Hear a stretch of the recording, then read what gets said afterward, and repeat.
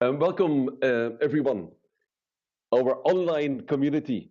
Welcome to our digital summit on Unheard community stories, mainstreaming indigenous grassroots and youth experiences in peatlands conservation efforts. This is our third digital summit convened by the Global Landscapes Forum, the GLF. It is the third in hopefully a long series of online digital summits, which might be webinars, online meetings, or online learning events, which we organize together with the GLF partners together, following up on either past conferences, in the run-up towards new conferences, or simply elaborating on issues which are active and alive in the larger GLF community. The purpose is to bring the GLF community tighter together beyond merely in the physical events that we organize, and also to keep the conversation going throughout the year. So see this digital summit as a follow-up on the Peatlands Matters event in Jakarta, held in May this year. This was an event which many of you attended, either online or on site. While we have been preparing for this digital summit for the past 2 months, we are still challenged with technology. So if something would go wrong, please bear with us. We are connecting during this webinar, this digital summit, people who work at the grassroots level. So they all joining us from areas with limited connectivity. And as you know, Murphy's Law, anything that can go wrong will go wrong. But during this digital summit, the man behind the scene is Charlie Nelson, who will manage the slides and the technical aspects of this digital summit. My name is Peter Cazier, and I will be moderating your questions, and I have the honor of introducing the main speakers. Charlie and I both work for the communications team in the GLF Secretariat. But the main person who was crucial in putting all of this together, the endlessly tireless Erica Piquero, who prepared most of the content, got the speakers together, and built a real interesting program for you today, is also online. Before we continue with the real heart of this digital summit, allow me to give a word on the logistics. For this digital summit, we're all connected together through a service called Blue Jeans, which allows everyone to see the presentation and those speakers with a webcam. Feedback, tips, and questions should only be done via a chat box. So please keep, if you're not a presenter, please keep your video and your audio muted, and keep it muted throughout the whole session. Otherwise, it will suck up a lot of bandwidth and interfere with the presentations. Even though, as usual, we are with a large group, we had well over 100 registrations for the digital summit. I would still like this session to be as interactive as possible. So I do encourage you to send remarks, suggestions, and questions during the presentations using the chat box, the icon which you can find on the top right-hand side of your window. After the presentations, we will have a 30-minute questions and answer session based on your feedback and queries received in the chat box. So when you have a question or suggestion that pops up in your mind, just type it right in, and we'll go over them through the Q&A part, the question and answers part. After this digital summit, I'll send you a mail with a link to the recording of the summit, the presentations, and some links to websites or resources we might have mentioned during the digital summit itself, or answers to questions which we were not able to answer during the digital summit itself. Now, to introduce the topic of today, I would, and to give you a run-through of the program, allow me to give the podium to Erica Piquero. Erica, you can unmute now.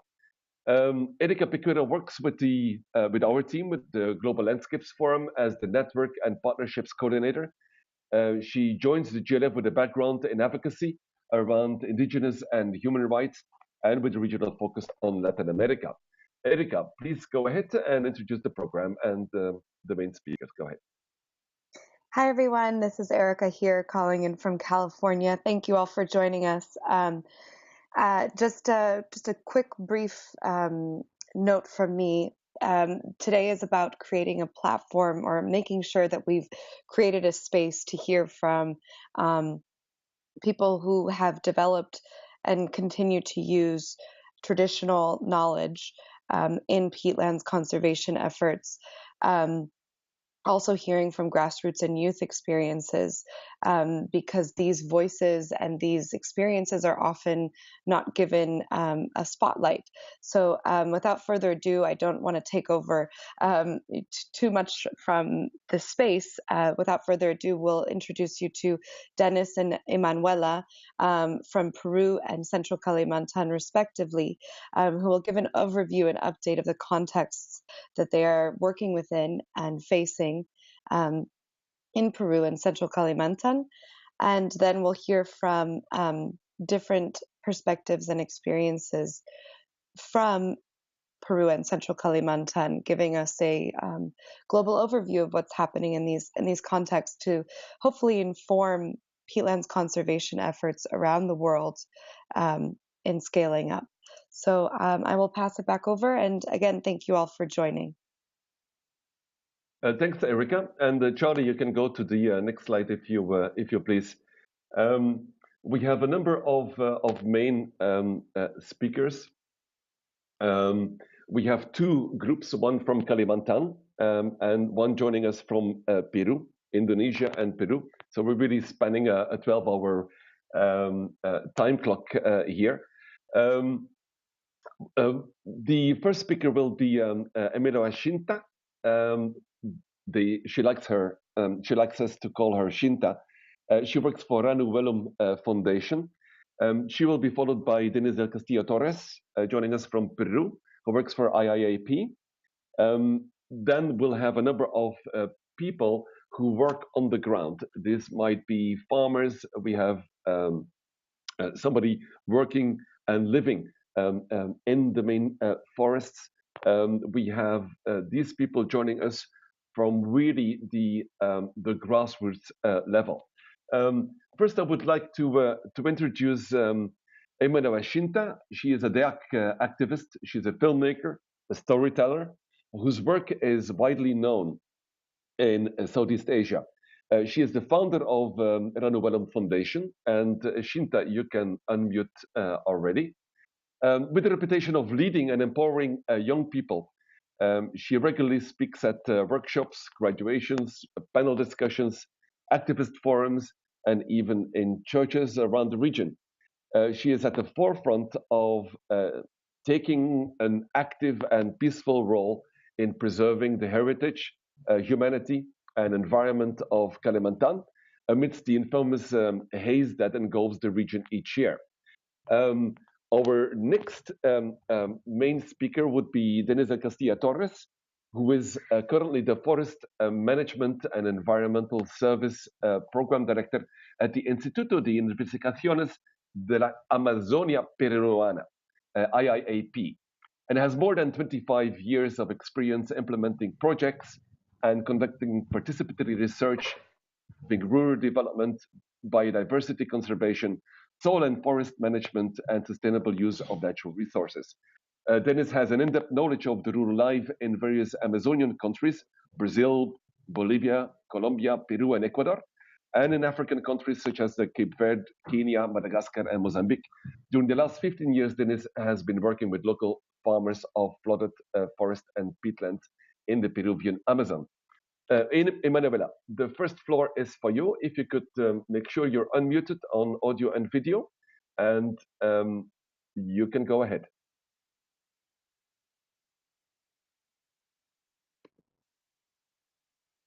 Yeah, thank you, Peter. Hi, everyone. It's so good to be here in the Digital Summit of Global Landscape Forums, and thank you for the opportunity that have been given to me to represent and to talk against about the issues that happen in Kalimantan. Here, I'm not alone actually in this summit, because along with me also there are two representatives from Kalimantan. As today we have the theme is Unheard Community Stories from the Peruvian Amazon and Central Kalimantan. So I have two young leaders with me that later will also represent Dayak communities to bring the stories. So the Ranu Wellum Foundations that I founded in 2016, we worked to bring the stories from the ground, and we stand for the indigenous people rights. as the indigenous people of Kalimantan is Dayak people.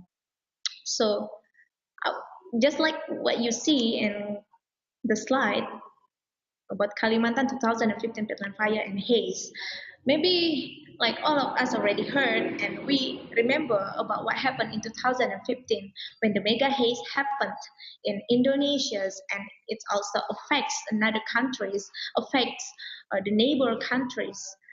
But at the time there was no enough exposure about what the situations really on the ground. As we know that 2015 has become the hottest years of the year of the history, the hottest year in the history, and this is what you see on the slide. The situations at the time on the left side is about the Peatland fire, how it's really ablaze, you know. And in the middle pictures you can see that's the situations, that's the air in Kalimantan in 2015. It's yellow haze, so it's no more only smoky, it's not only the thick haze, but it's poisonous air. And that's kind of situations that we face for almost 20 years, since 1997. Since 1997, we experience the haze every year. But in 2015, it becomes very shocking for all of us, for us who stay in Kalimantan, but also for our government and also for the world, because something like this never happened before. And you can imagine that there was no oxygen to breathe. There's a lot of people that starving of oxygen, and as you see, the oxygen is the most important thing for us to keep breathing and keep alive. And at the time, the situations, the air was poisonous. And I will come later also with how it affects the community. And on the right pictures, on the right side, the pictures, you see that that's what we do. That's our response in 2015 Peatland fire and haze, because at the time there was no exposure about situations that happened in Kalimantan. All people know is only Indonesia was in fire and haze, but the situations on the ground was much worse than it, because people stay there without any protection. People stay there, people here in Kalimantan live and breathing in such poisonous air and bad environment without any protections. So we did respond by distributing the mask, as you see in the pictures. And later my partner from communities will also share the stories about this. Next slide, please. Next slide. Yeah, thank you, Charlie. So it's already 2 years after 2015 mega haze and Peatland fire. The questions now is what is really happening on the ground after 2015? Because we know that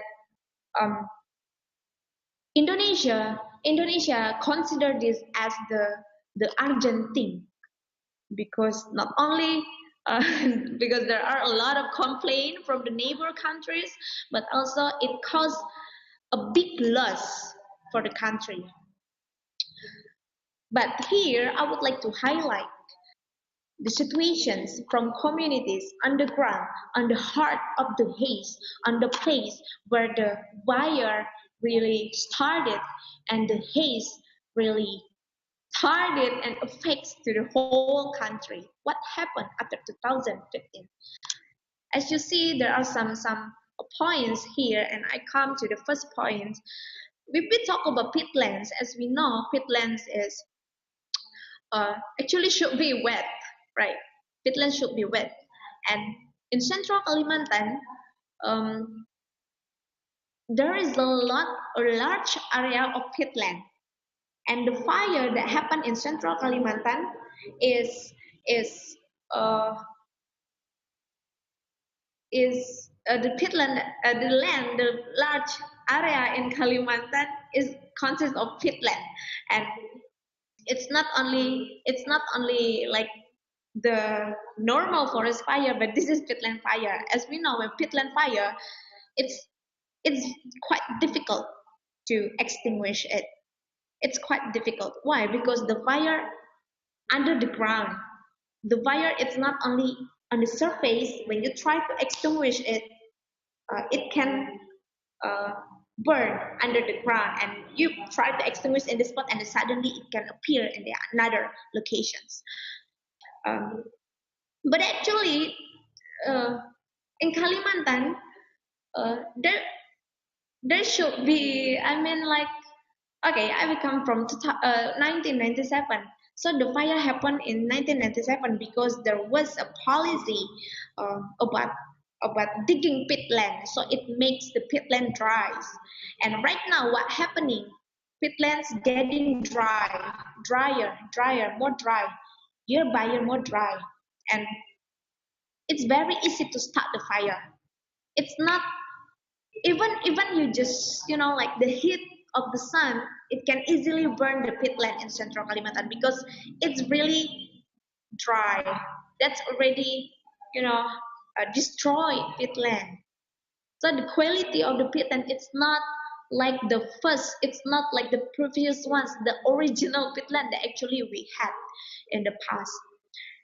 So in 2016 and also this year in 2017, hotspots not only found in dry season. If previously hotspots will appear only in dry season, but now it can be happen in every season, even in the rain season. Sometimes it can be very dry in 1 week, and then suddenly the hotspots can appear. It can appear in your backyard. It can appear in your land, in your garden, and that's what happening in 2016 and 17 for 2 years. So because the peatland is really dry, there are a lot of hotspots appear, but I will say that it's not as worse as what happened in 2015 because we still get a lot of rain. Yeah. And also there are some actions by governments that be done to tackle about this, and later I will talk about this as well. And the second point is the update after 2015. Peatland restoration programs initiated by government, spearheaded, by Indonesian government to restore 2.4 million hectares by 2020. And yeah, there is a lot of talk about it, and there is a lot of meeting also about it. This is an instructions from the governments that there should be no fire anymore in Indonesia. There should be no fire anymore in Kalimantan. Yeah, because we talk about peatland, and Kalimantan has a large area of peatland.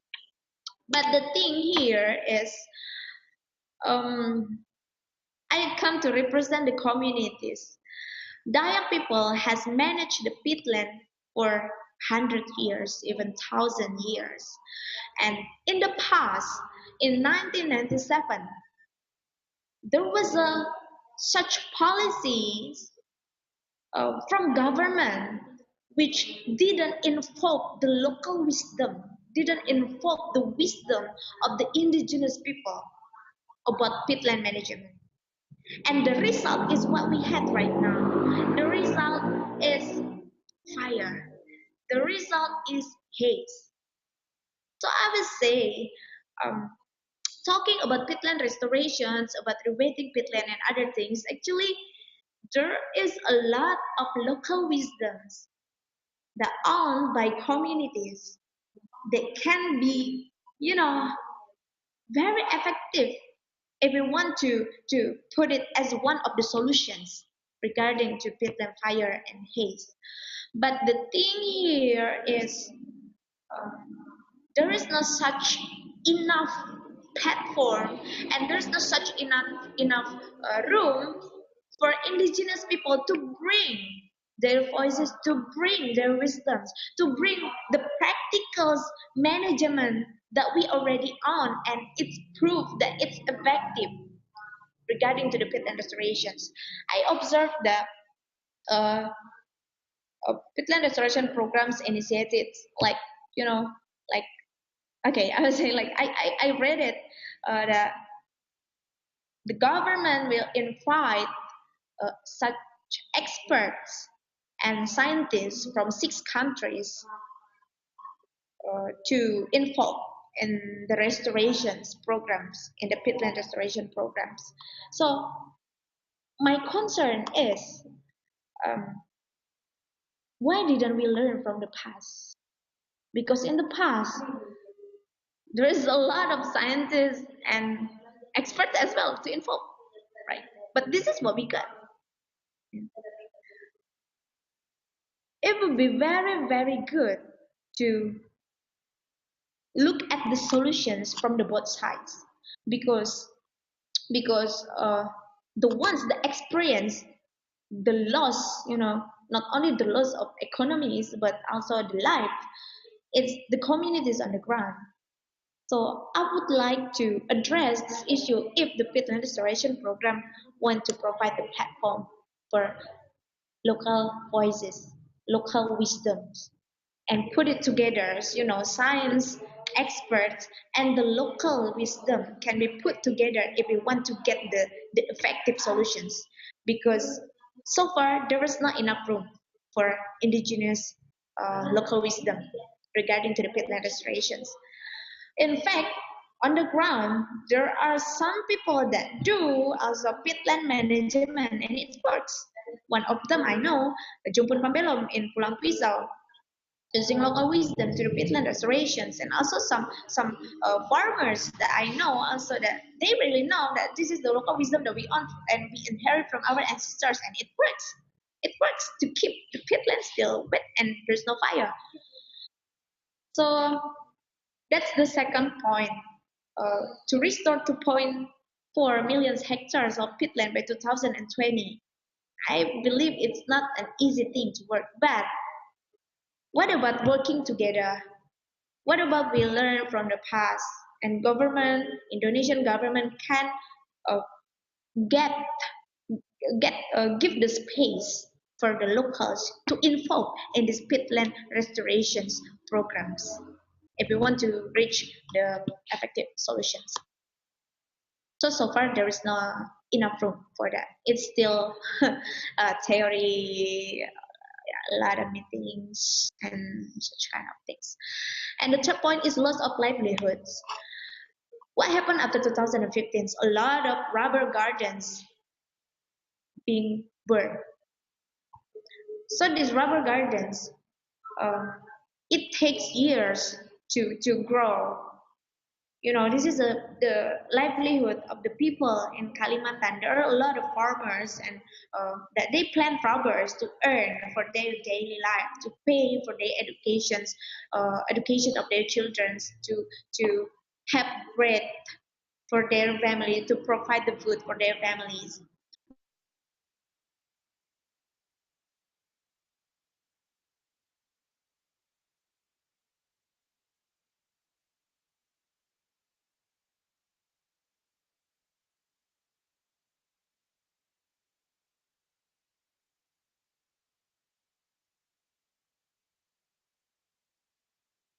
After the fire in 2015, because the loss of livelihoods really affect their lives.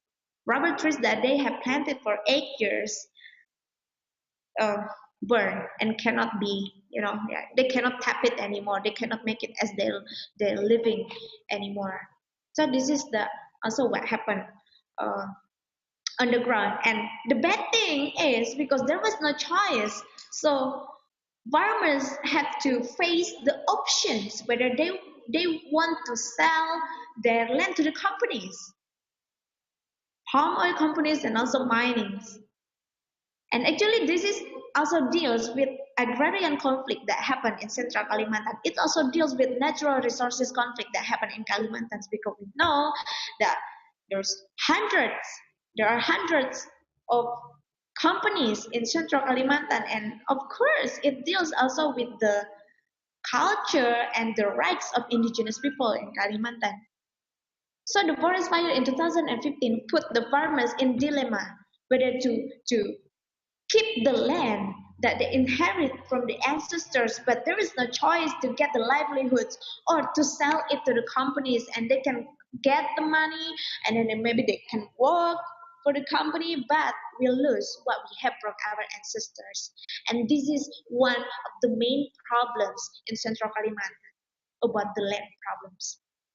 And the fourth is about negative health impacts. Later, my friend Lina also will talk about this. But the thing is, there is such a huge number of people that affected by the haze. People only think about the haze that you couldn't breathe, but actually the effects is more than it. It can cause lung failure, it can cause malnutrition, respiratory illness. Even in the haze, there is such particle PM2.5 that will enter your lung, and then it can cause heart attack and also stroke and other things. And in 2015, we experienced a lot of loss of lives. Baby died, children died, elders died. And then what happened after 2015? Even we are still alive here, I'm still alive here, but I have been exposed by the haze for 20 years. So I don't know what happened to my body. I don't know what happened to my health. So this is one of the biggest issue also that still get a lack of attentions from the government. But this is very crucial and essential issue when we talk about communities, when we talk about indigenous people that live on the land, that experience this forest fire, peatland fire, and haze. And the last one is in 2015, a lot of hotspots, even thousands of hotspots. And the thing is, Dayak farmers getting blamed for all the hotspots, for all the fires. In 2016 and 2017, there's an instructions from the government to stop the fire, and it involves also the police, it involves the soldiers, and it is a regulations, a law that comes from the government that farmers are not allowed to burn the land. But that's the way how we do for hundreds of years, right? But the thing here is, it's not farmers that cause the fire. It's only the small scale. But the fire that happened, there's a lot of like political things here that sometimes it's quite complicated to explain. But my concern is there is a criminal threat against the farmers. So in 2016, there is about more than 20 cases where the farmers being sent to the prison because they are accused to burn the land. So the police just arrest them and put them in the prisons. But my concern is there is no such alternative from the government. If they said like you are not allowed to burn the land, if you want to make like a farm field for rice farming, rice field, to open the land. So what is the solutions?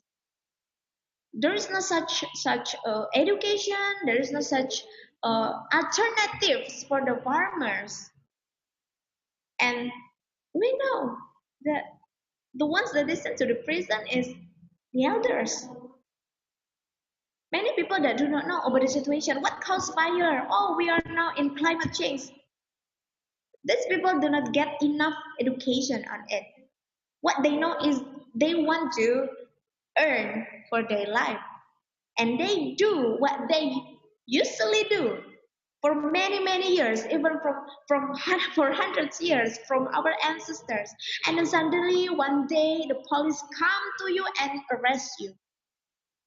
So this is a very sad things that happen in Kalimantan. Yes, there was no many hotspots, and government thinks that their step, their actions in stopping the fire is the proper one by make a policy and regulation to arrest everyone that burn the land. But my question is, what about the big corporations? Because there are many of corporations that already prove do burning the lands, but there is no such a consequence. But when the farmers just burn, for their livelihood, they are being sent to the prison. That's the situations in Kalimantan. And yeah, these five points that I can deliver to you about the community stories after 2015. So it's not over. Maybe we do not see the pictures of yellow haze anymore, or like a blaze fire. There is no such kind of thing in the news, in the mainstream medias in Indonesia, whether in international media. But the story is still continuing underground here. We face a lot of challenges. We face a lot of, I would say, like dilemma. So my question is how we can see this as something which is very crucial to address, not only to government, but to all of us that has concern on it. So that's my overview and update from the Kalimantan Island about community stories and about situations on the ground after 2015. Thank you, Peter or Charlie. Yeah. Okay, thank you, Shinta, to give us an overview of the situation on the ground in Kalimantan, Indonesia. If you can go on mute for the time being, and I would ask Dennis to unmute audio and video. We're switching over from Kalimantan in Indonesia to the deep forest in Peru. Dennis, the floor is yours to give us a bit of an overview of the situation in Peru. Dennis, you can unmute now.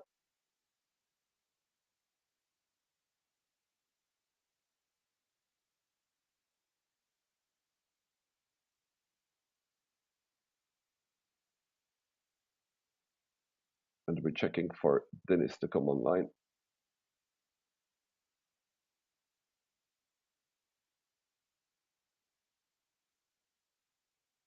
Dennis, you need to. I have your video, but you need to unmute your audio.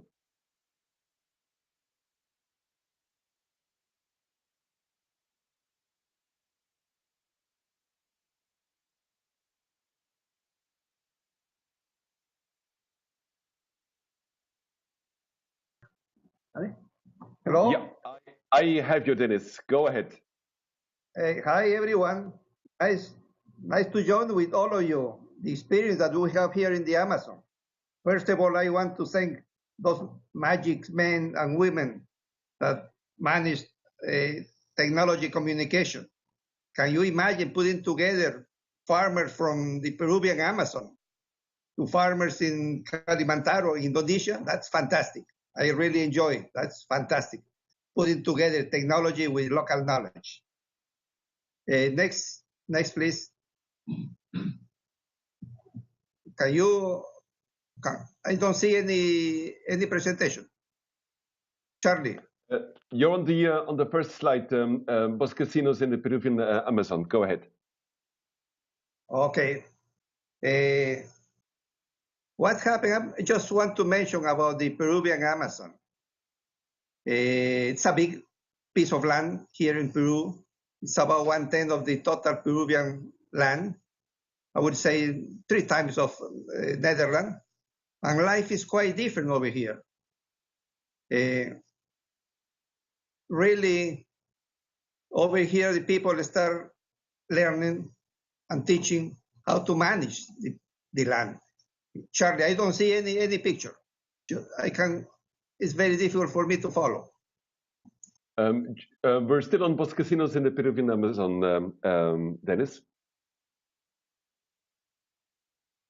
Okay.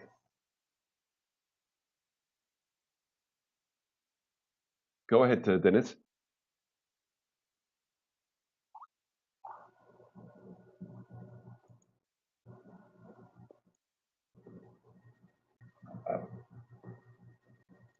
Dennis, go ahead. Okay.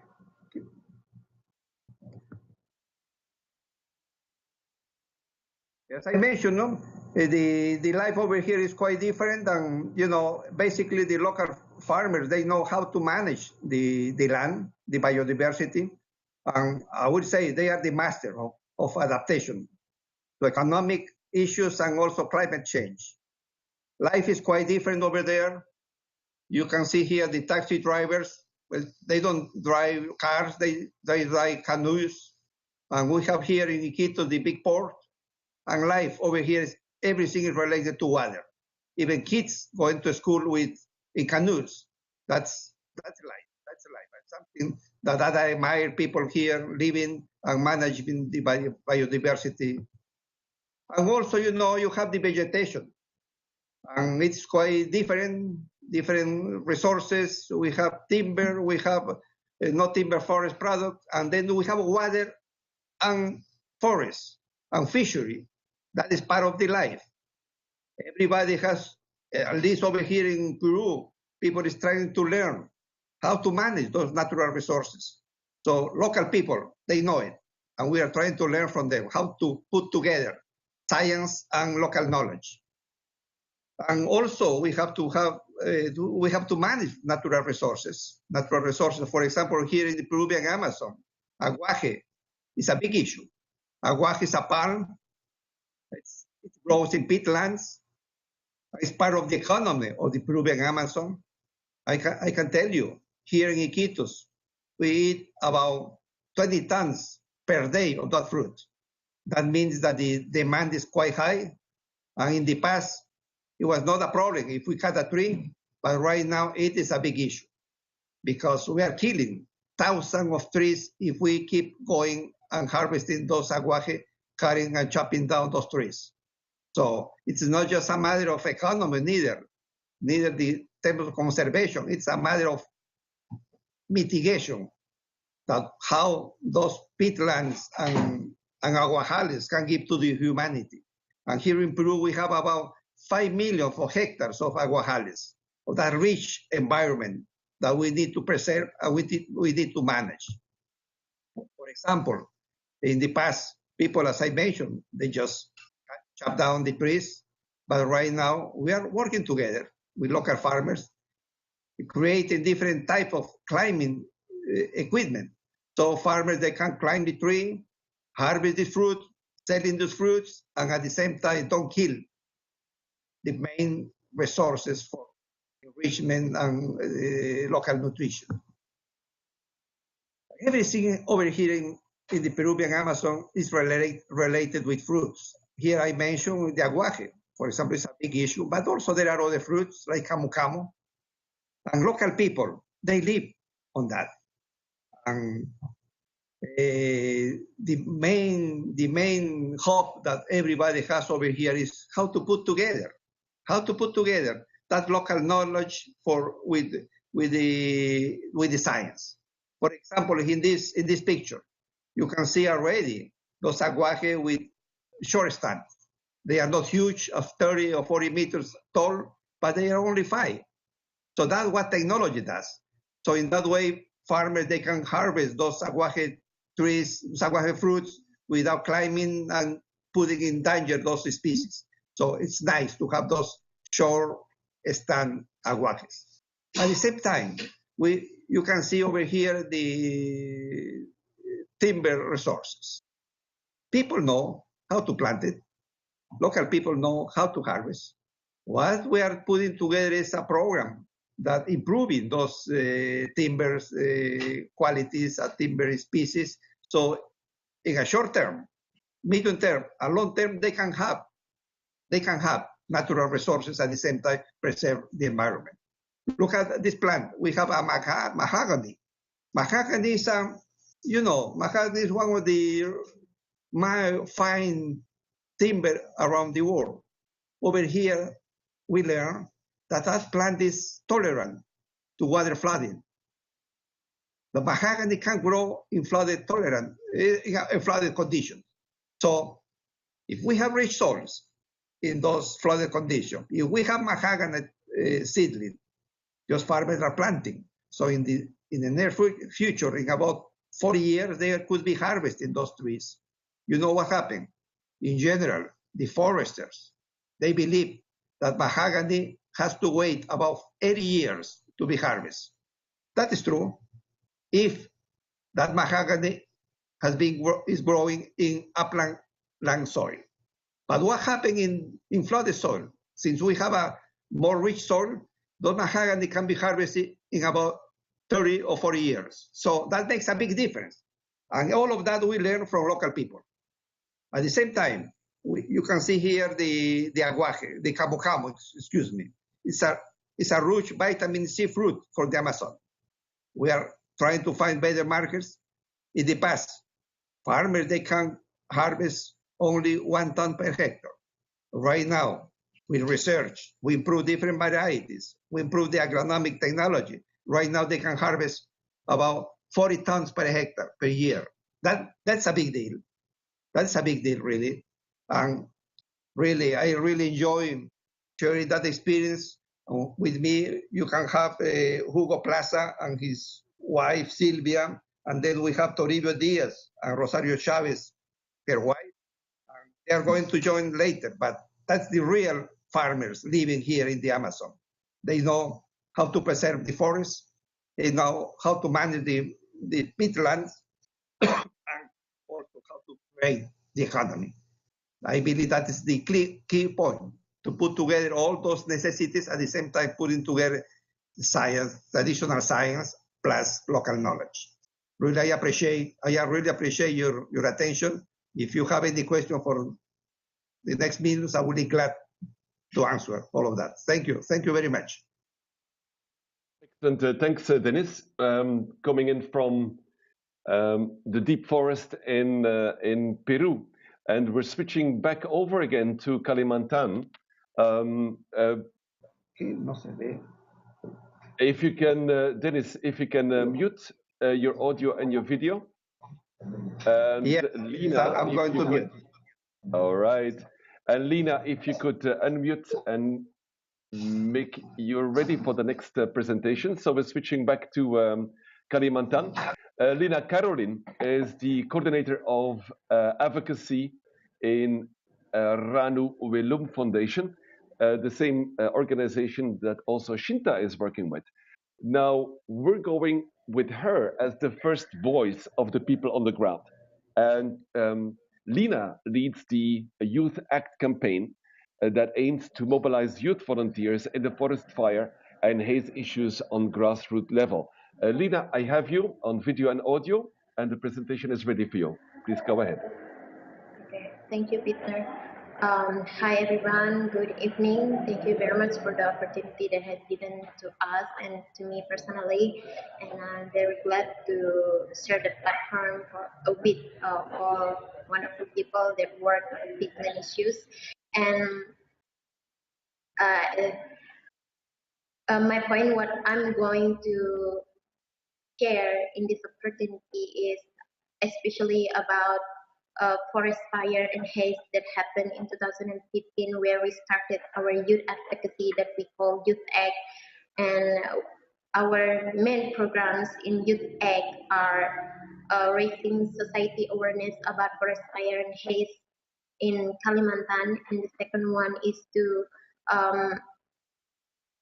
empowering young people as a firefighter, and the third one is provide health protection for the people in Kalimantan, especially those who are affected by the haze. And we start this advocacy especially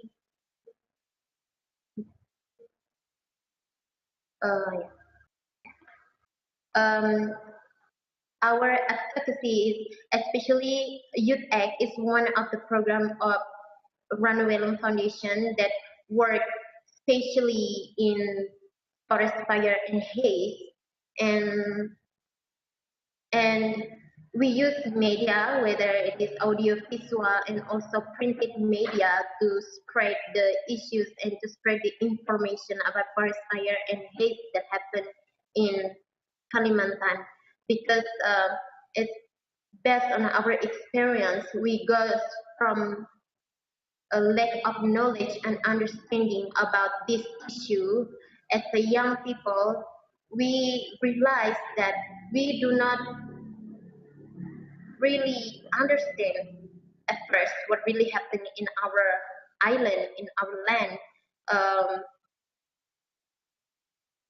before 2015, for me personally, and I very often share about this, I was very careless about forest haze issue, and I thought that this is only part of the season. This is usually things, and it's not really urgent things. And in my opinion, at that time, I thought that haze was not that dangerous. But in 2015, um, we we get support and also help from friends, our friends. At the time they came and then they share about the dangers of haze, because in the haze there's a PM 2.5 that's very dangerous for health. When we breathe in the such kind of poisonous haze, actually we breathe the PM 2.5 that cannot be filtered by our lungs or by the surgery mask that we used to use, because at the time we do not have any idea what kind of proper mask that we used to use to protect ourselves, mask that we can wear to protect ourselves at the time.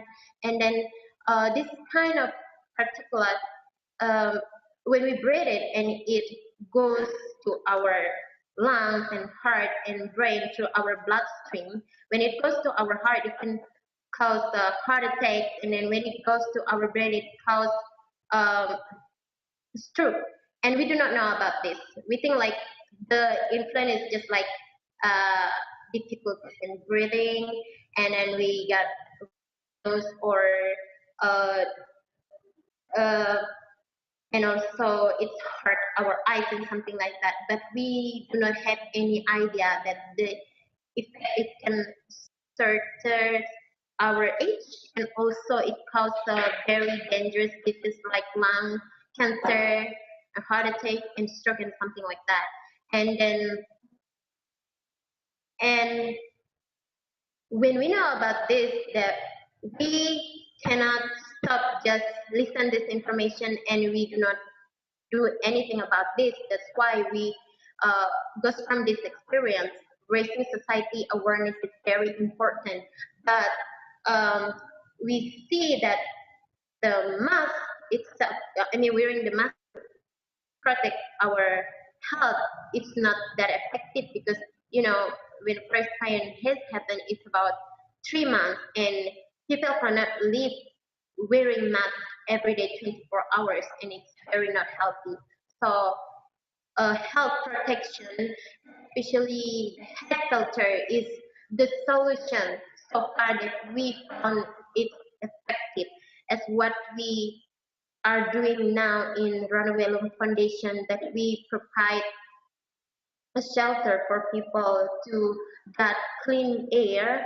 So work together with Big Red Button from Singapore, we built a head filter. Yeah, it's still a prototype, but we believe this is one of the effective solutions that can help the people, especially vulnerable.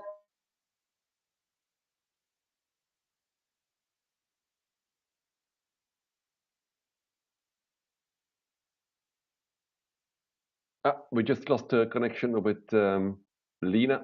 Let's see if we can re-establish it.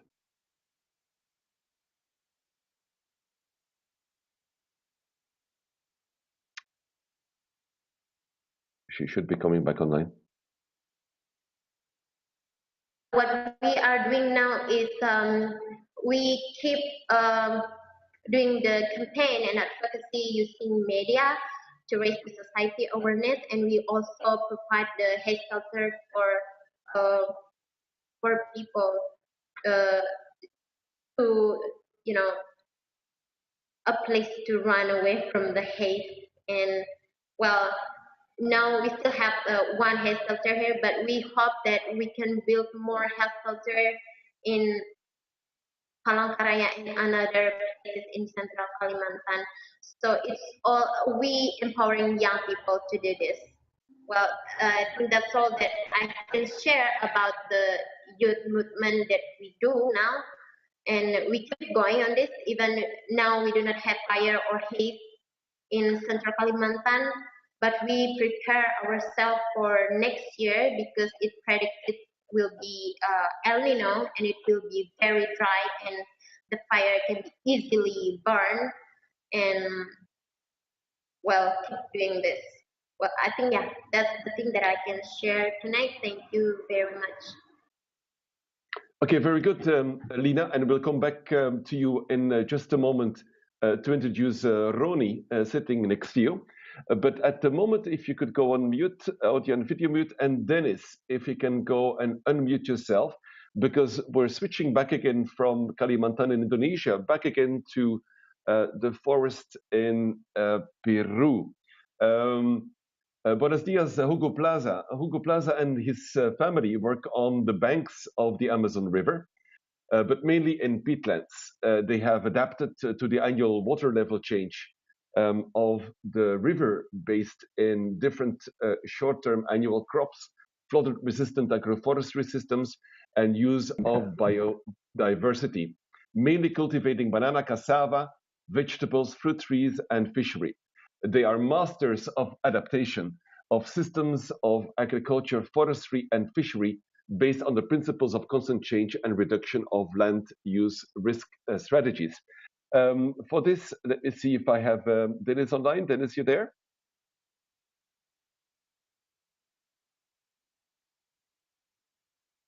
Let me.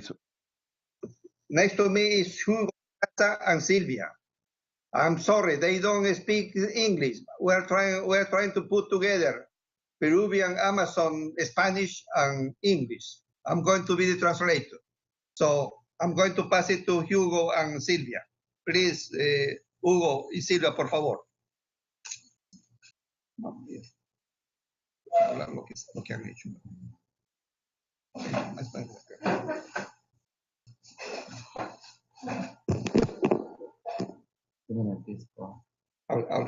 Ya vamos a empezar primero con lo que es el río Ucayali que nos está mostrando, donde que indica los ríos donde nosotros pescamos para sustentar el hogar y algunos hilitos a veces venden para. He's mentioned that he would just want to show the river where they can get a lot of fish and also the agriculture. Okay, the slide is up. Go ahead, Dennis. Ya, también muestra también las playas donde que sembramos el arroz, el chiclayo, también de ahí una parte se vende para sustentar también la familia y el consumo para la familia. So you can see the river bank where they can plant beans, rice, cassava, and other things. That's very important for them to have the food security. Seguimos, también mostramos ahí el árbol de la puna, donde que nosotros plantamos para llegar a un momento cuando ya es rentable para la venta. Quizás no podemos venderlo nosotros, ya para nuestros hijos que quedan por atrás, y para eso nosotros le plantamos en nuestro terreno. You can see that tree, that's called ceiba. It's a huge tree, so they planted. They don't hope to harvest those trees right now, but they are very happy that the kids are going to have those timber, so they are looking for long-term adaptation. También mostramos acá el camu camu. El camu camu es una fruta también que se le siembra, es en un terreno inundable, que el camu camu no le perjudica el agua, al contrario le fortalece porque es una planta acuática que también el fruto se le cosecha, se le vende también un poco y un poco para sustentar a la familia, a nuestros hijos que están a veces en los estudios superiores. And also you see another picture where Hugo and Silva they are planting camu camu, the fruit that I mentioned before. That plant, that's a fantastic plant. That plant can tolerate flooded conditions, even when it is covered completely with water. After the water goes down, the camu camu start producing. So for them, it's very important. That's going to be good for their feed and also to get some money for help kids that are going to school at the university near Iquitos.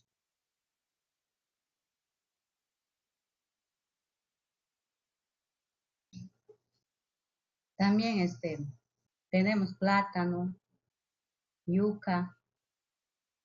Eso también es para nuestro gasto, a veces para el consumo de los diarios.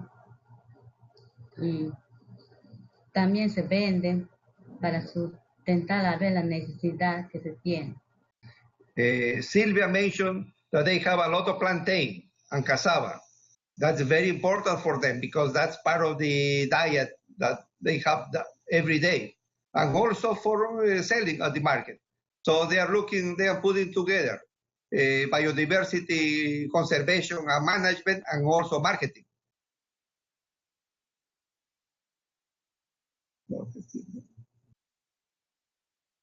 También ahí también se siembra también tenemos gallinas, chanchos, también criamos patos para el consumo, a veces también una parte se vende y una parte se consume. Silvia mentioned planting cassava, beans, corn. Of course, that's going to help very much to the diet of the family, but also they allow them to grow animals like chickens, like dogs, like pigs. So that's a kind of a cash bank. So they can sell it and help the family. También tenemos cítricos, también de todo, a veces tenemos un poquito de todo a veces. Silvia mentioned that they plant almost everything. They plant lemons, they plant fruits, they plant everything, but everything is related with risk and flooded condition. They have to plant it, crops that they can tolerate flooding during the year.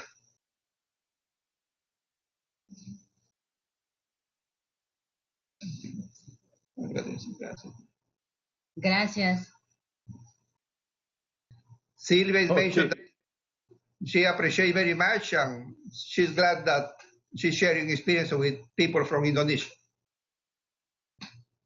Ok, thank you, Dennis. Y gracias a Hugo y a Silvia por compartir tu historia con nosotros.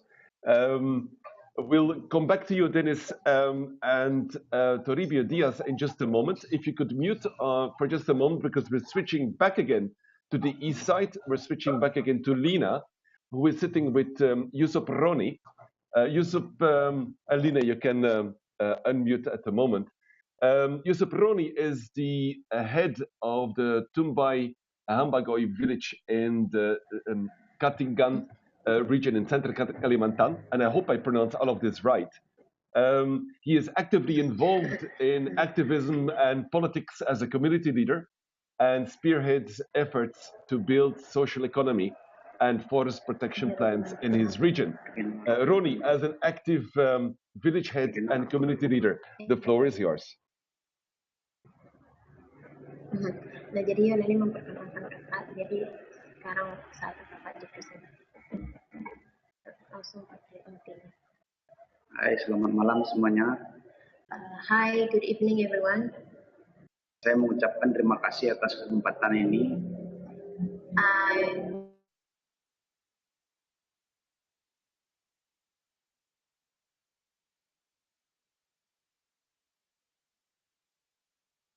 We lost Lina for a moment. We're trying to get her back. Just a second.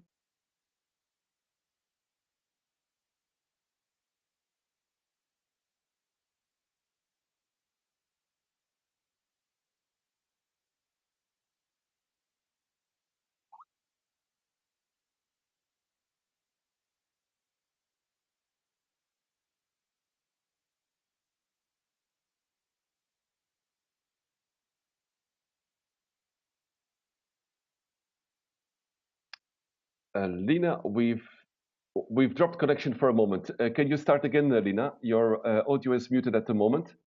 Could you start again, Lina?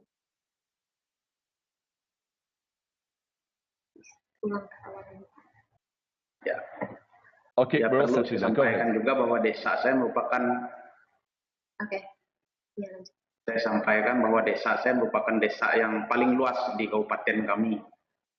I need to inform you that my village is the biggest village in our regency. Dengan total luasnya 172.000 hektar, dan itu semua terdiri dari hutan, gunung, air, sungai, beratus-ratus anak sungai. With total area 172,000 millions, which is forests, rivers, and hills and mountains. Dan desa kami merupakan satu-satunya desa di tengah Pulau Kalimantan yang masih menjaga alaminya alam. And my village is the only village in Central Kalimantan that keep the natural, keep the nature. Dan sejak 4 tahun yang lalu, saya sebagai kepala desa, saya bersama dengan pemerintah dan masyarakat memperjuangkan berbagai macam program untuk mempertahankan hutan dan lahan kami. Since 4 years ago, since I became the chief of the village, together with the elders in the village, we try to defend our forest and try to do the programs that will protect it. Adapun mata pencaharian masyarakat kami itu tergantung dari hasil hutan. And the income of our people rely on the natural resources. Contohnya seperti rotan, kemudian karet, kemudian damar, dan hasil hutan lainnya.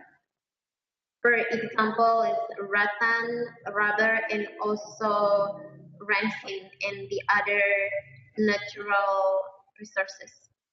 Dan selain itu juga kami sejak saya menjadi kepala desa mempromosikan desa kami menjadi desa wisata alam yang ramah lingkungan.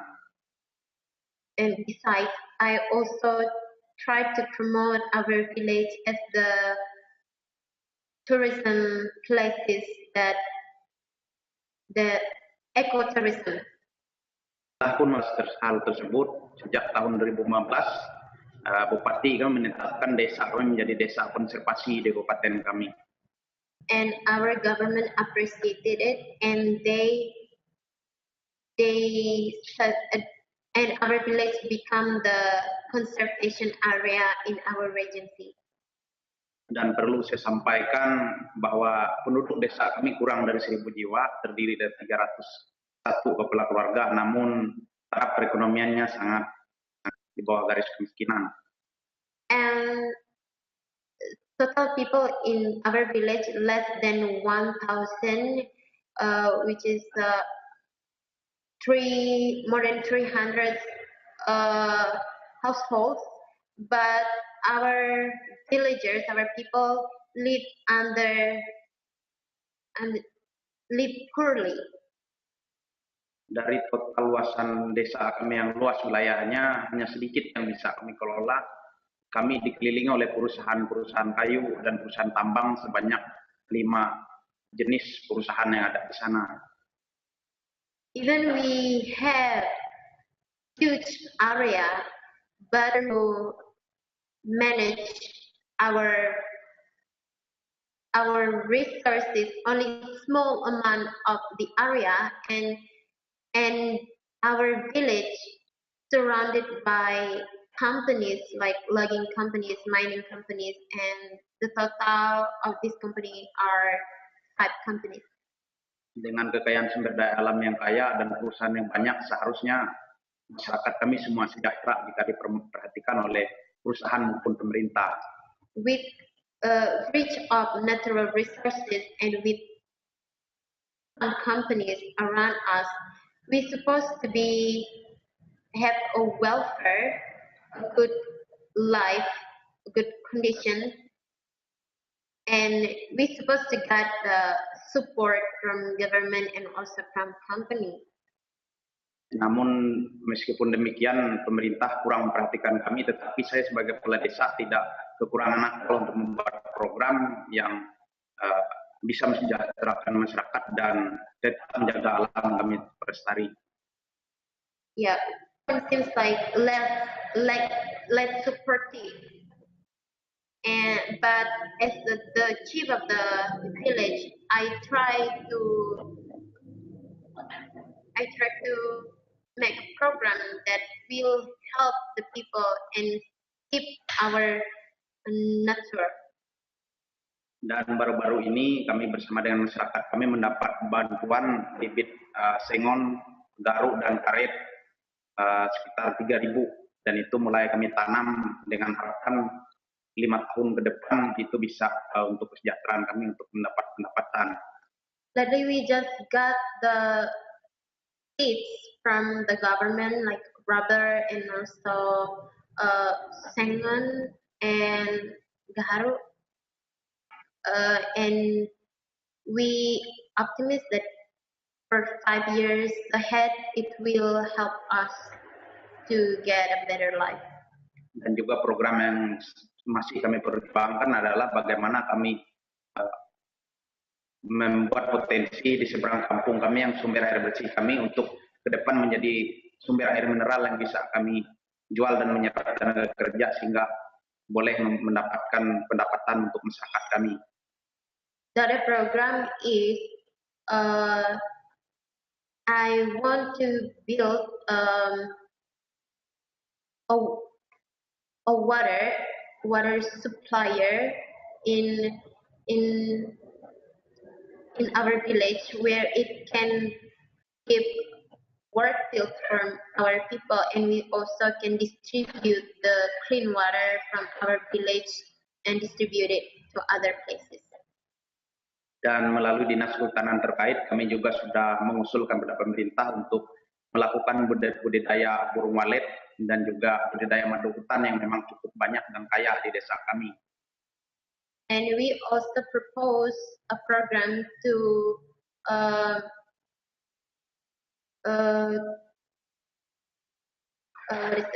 We propose a program to manage the swallow birds and also forest honey. Dan melalui usulan-usulan kami pun tahun depan pemerintah pusat pun akan membangun pusat listrik tenaga surya di desa kami dalam rangka supaya desa kami tidak lagi gelap. Based on my proposal, also we ask the government, and they will next year they will provide electricity from the sunlight so that our village no longer in dark. Ya, karena kami memang benar-benar berkomitmen desa kami yang sangat hijau ini dan sudah tetap menjadi desa konservasi, kami akan tetap menjaga alamnya dan supaya dilihat oleh semua orang sampai sekian ratus tahun ke depan desa ini masih alami. And we are very committed to protect our area and our forest so that it still become a green forest even until 100 years ahead. We hope that this condition can be protected. Dan saya sebagai kepala desa sejak 4 tahun yang lalu saya menjabat sudah sering ditawarkan oleh perusahaan-perusahaan sawit untuk mendirikan perkebunan di desa kami, tetapi saya dan masyarakat sampai hari ini menolak dengan tegas kehadiran perusahaan perkebunan tersebut. Since 4 years ago, there's so many companies, especially palm oil companies, us to keep the land so that they can use it for palm oil plantation. Karena bagi kami orang Dayak di Kalimantan selamat bahwa kehadiran perkebunan perusahaan sawit ini adalah penjajah. Mereka akan menghancurkan tanah air kami dan juga menghancurkan adat dan budaya kami. Terbukti di beberapa daerah sudah membut. And we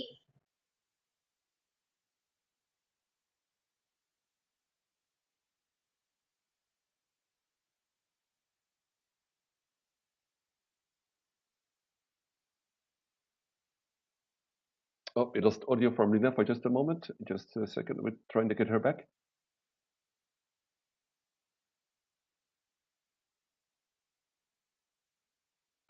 of company because it will destroy our land, it will share our livelihood.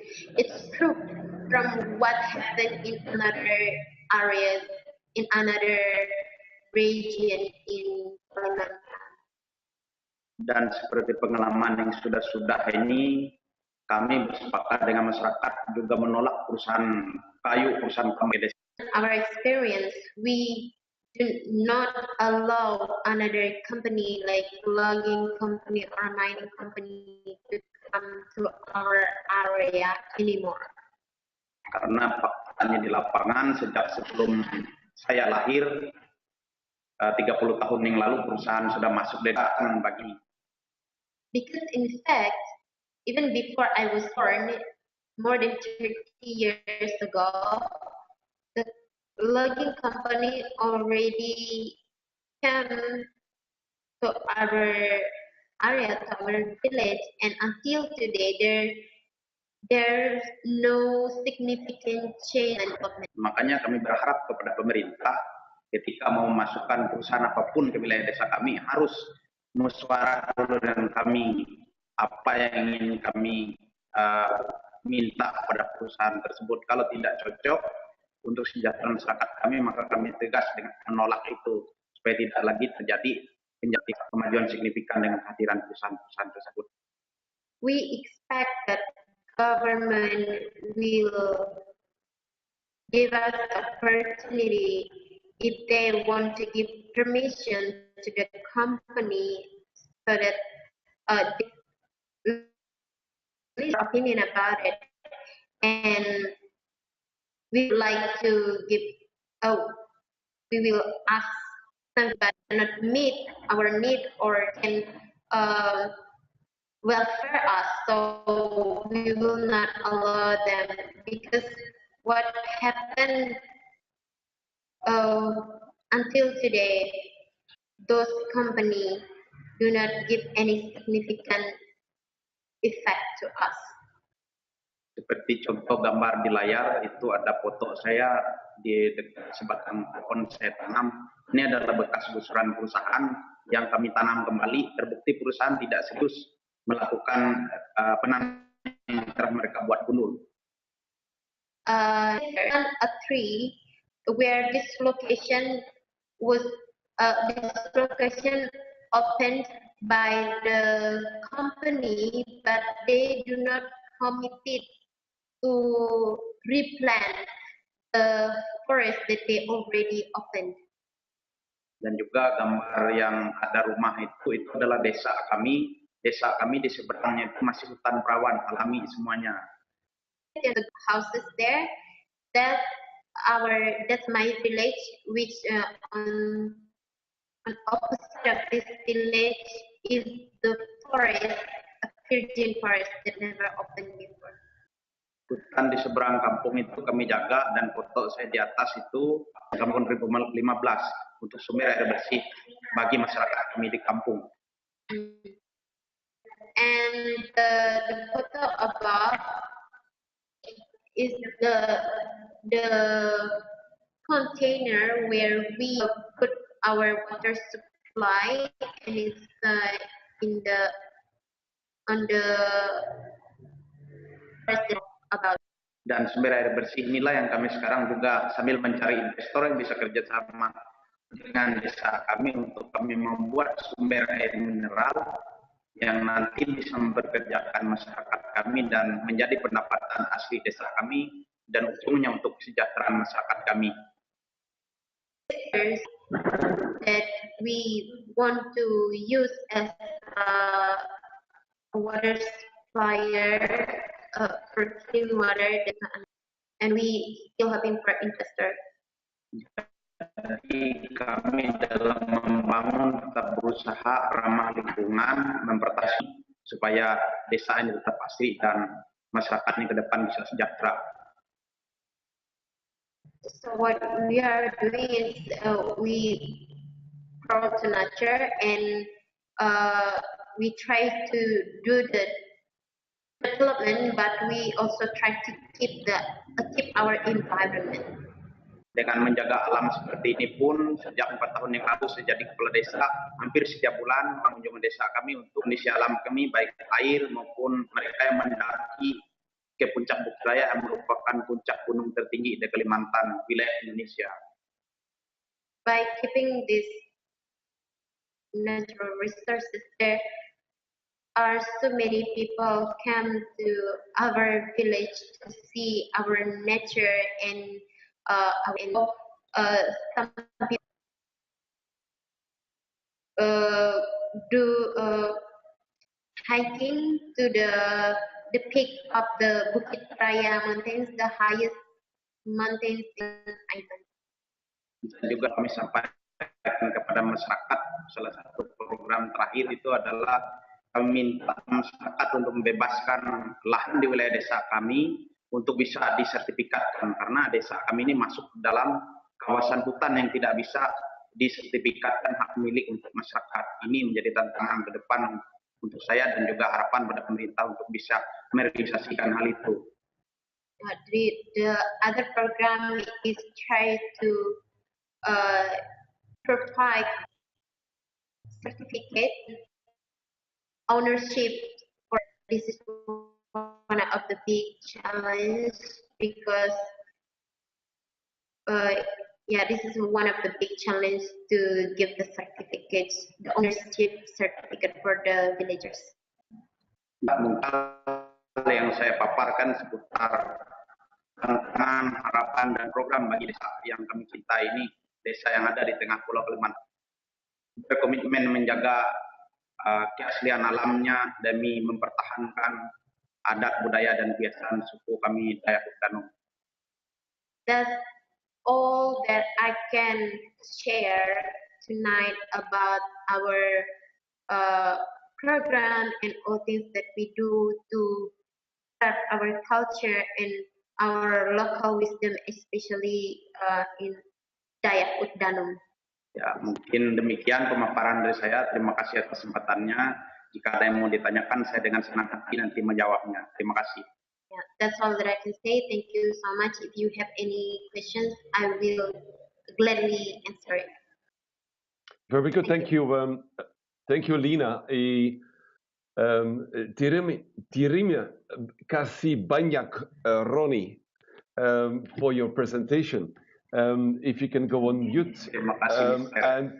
Okay, thank you, Mr.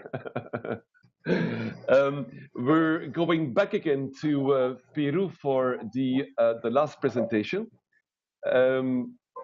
Lina, if you can mute your audio, and Dennis, if you can come back online. Hola, Toribio Diaz and his family work on the banks of the Amazon River, but mainly in peatlands. They have adapted to the annual water level change on different short-term annual crops, flooded-resistant agroforestry systems, and the use of biodiversity, mainly cultivating banana, cassava, and vegetables. They're also involved in fruit trees and fisheries. They are masters, as his colleague Hugo, they are masters in adaptation and adaptation to the constant change and reduction of land risk strategies. Dennis, if you're back online, please. Yes, I am here online. Hi, nice, Dennis. Hi, everyone. Next to me is Toribio Diaz and Rosario Chavez.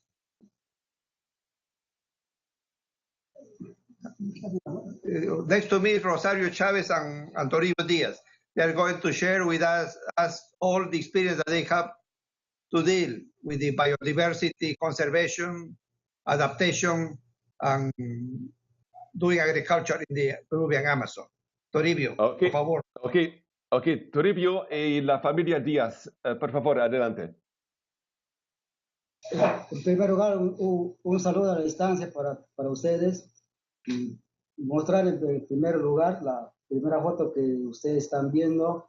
Es un lugar donde vivo. Yo vivo en la comunidad de Manzanillo, Río Amazonas, a la margen del río Amazonas. Es un lugar inundable. Ustedes, como pueden apreciar, es un lugar donde nosotros trabajamos y trabajamos de todo, no solamente trabajo.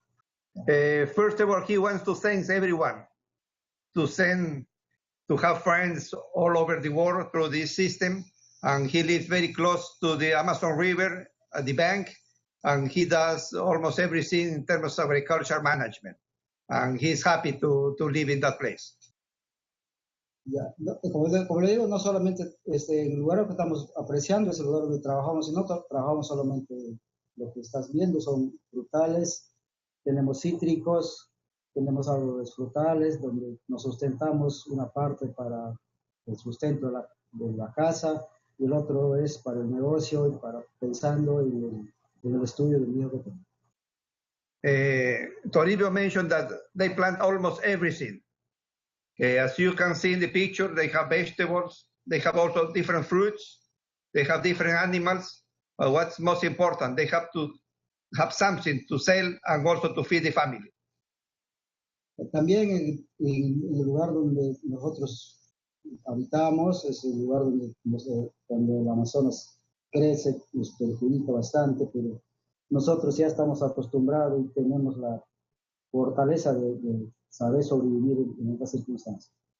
When the river goes up very strong, what happens some years ago, they lost almost everything. But they have the force, they have the power to come back again and start working with the rich soil that they have in the riverbank. En la foto de abajo donde vemos al árbol, eso es una caoba, tiene 11 años de que la he sembrado, y en el lugar donde ustedes están apreciando es un lugar fértil donde crece mejor que una restinga alta. As you see that picture, you see a tree, that is a mahogany tree.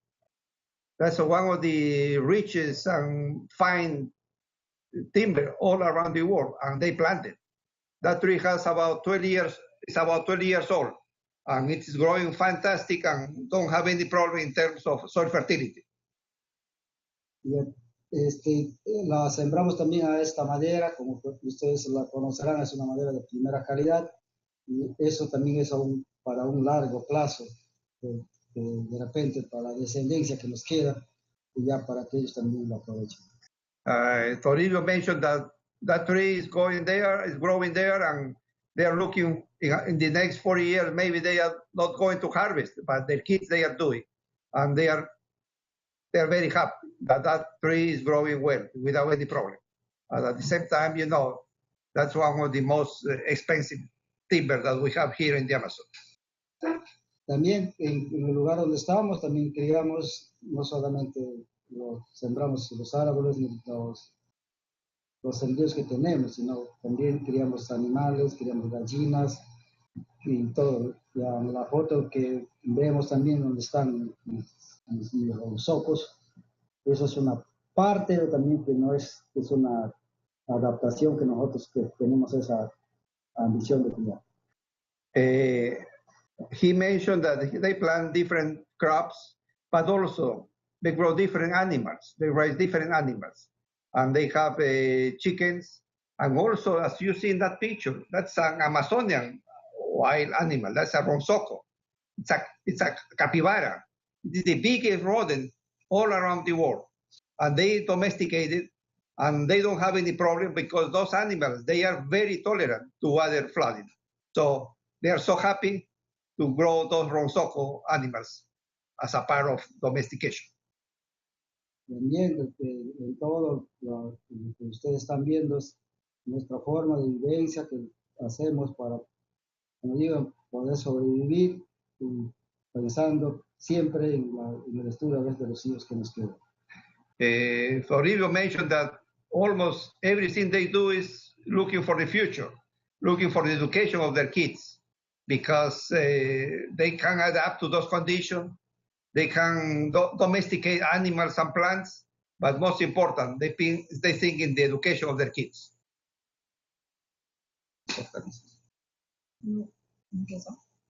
Muy buenos días. Ustedes están viendo la cosecha del culantro que aprovechamos lo más pronto, el chiclayo, el frijol, el zapallo, la aprovechamos más rápido para el sustento del diario y de los hijos también. Rosario mentioned that you can see in that picture. They plant vegetables, they have fruits, and what they are harvesting there are cilantro. Cilantro is a plant, is a vegetable that needs only 6 weeks. Just in 6 weeks, they can harvest and sell it. So they have to have everything, but what's important is to have something for the market, so they can have some cash every day. Cuando está en producción, traigo a la ciudad y vendo al menudeo para uno ver la ganancia también, porque no se puede rematar. Así que yo menudeo todo lo que llevo, la yuca, el frijol, todo le vendo así por rollos. Silvia mentioned that whatever they harvest, they don't sell it as a bulk. They have a special place in the market near Quito. They can sell it directly to the consumers. So in that way, they can have some more money and just a matter of marketing. For example, the cilantro, she said that when it's harvested after 6 weeks only, and they don't harvest everything together. They harvest little by little, so they can go to the market and sell a good price.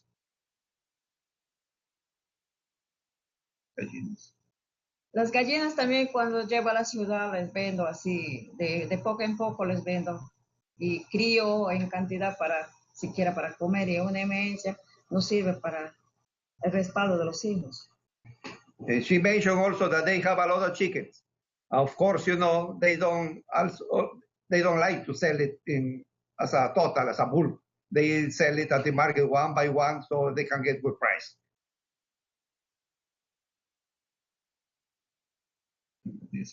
Yeah. Muchas gracias. A la distancia y un abrazo fuerte para ustedes.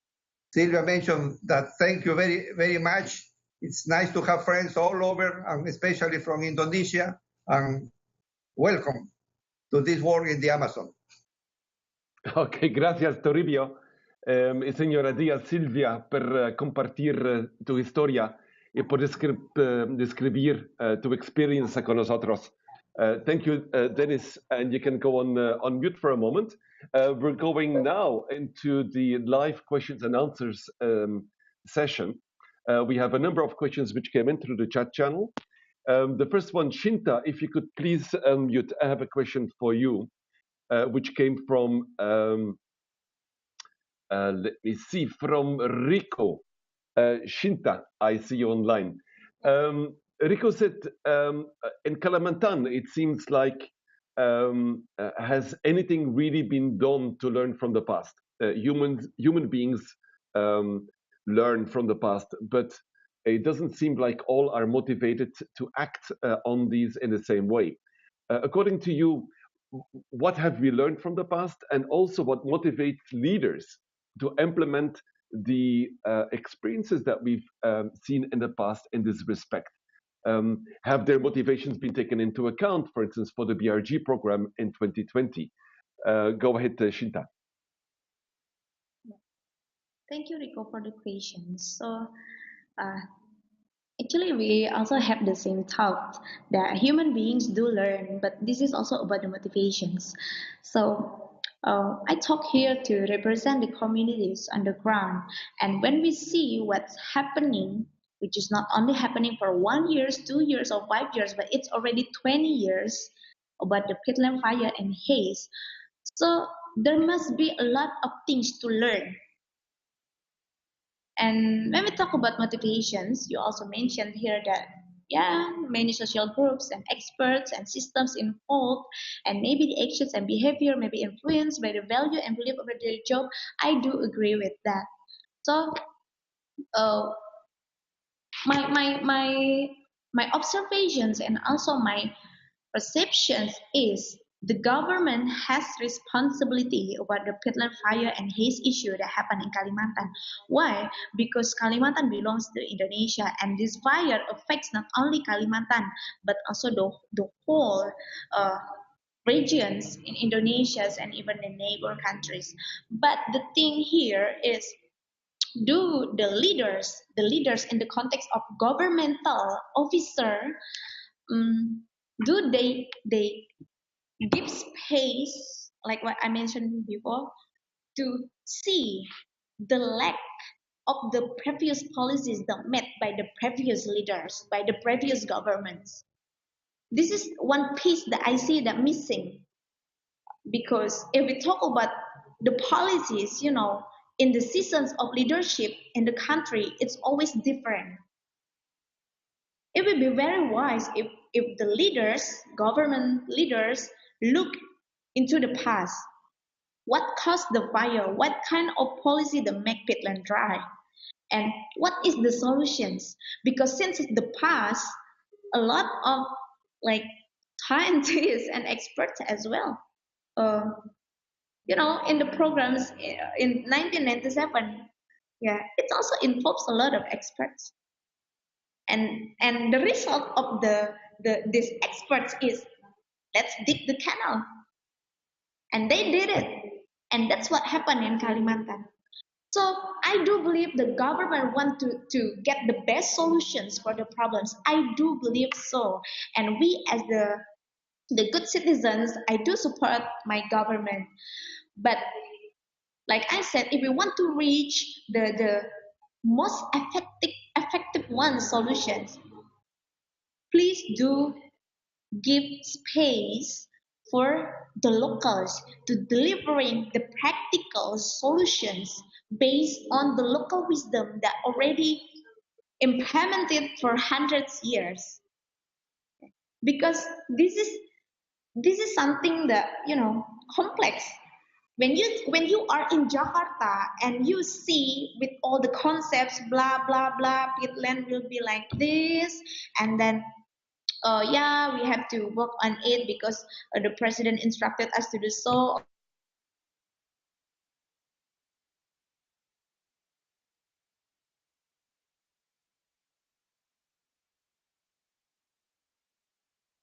We lost Shinta for a moment.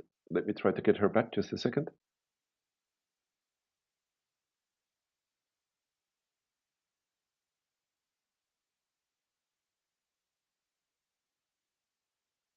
Also, we listen to the locals, and we can put together the modern knowledge with traditional knowledge as the sharp weapon in this war.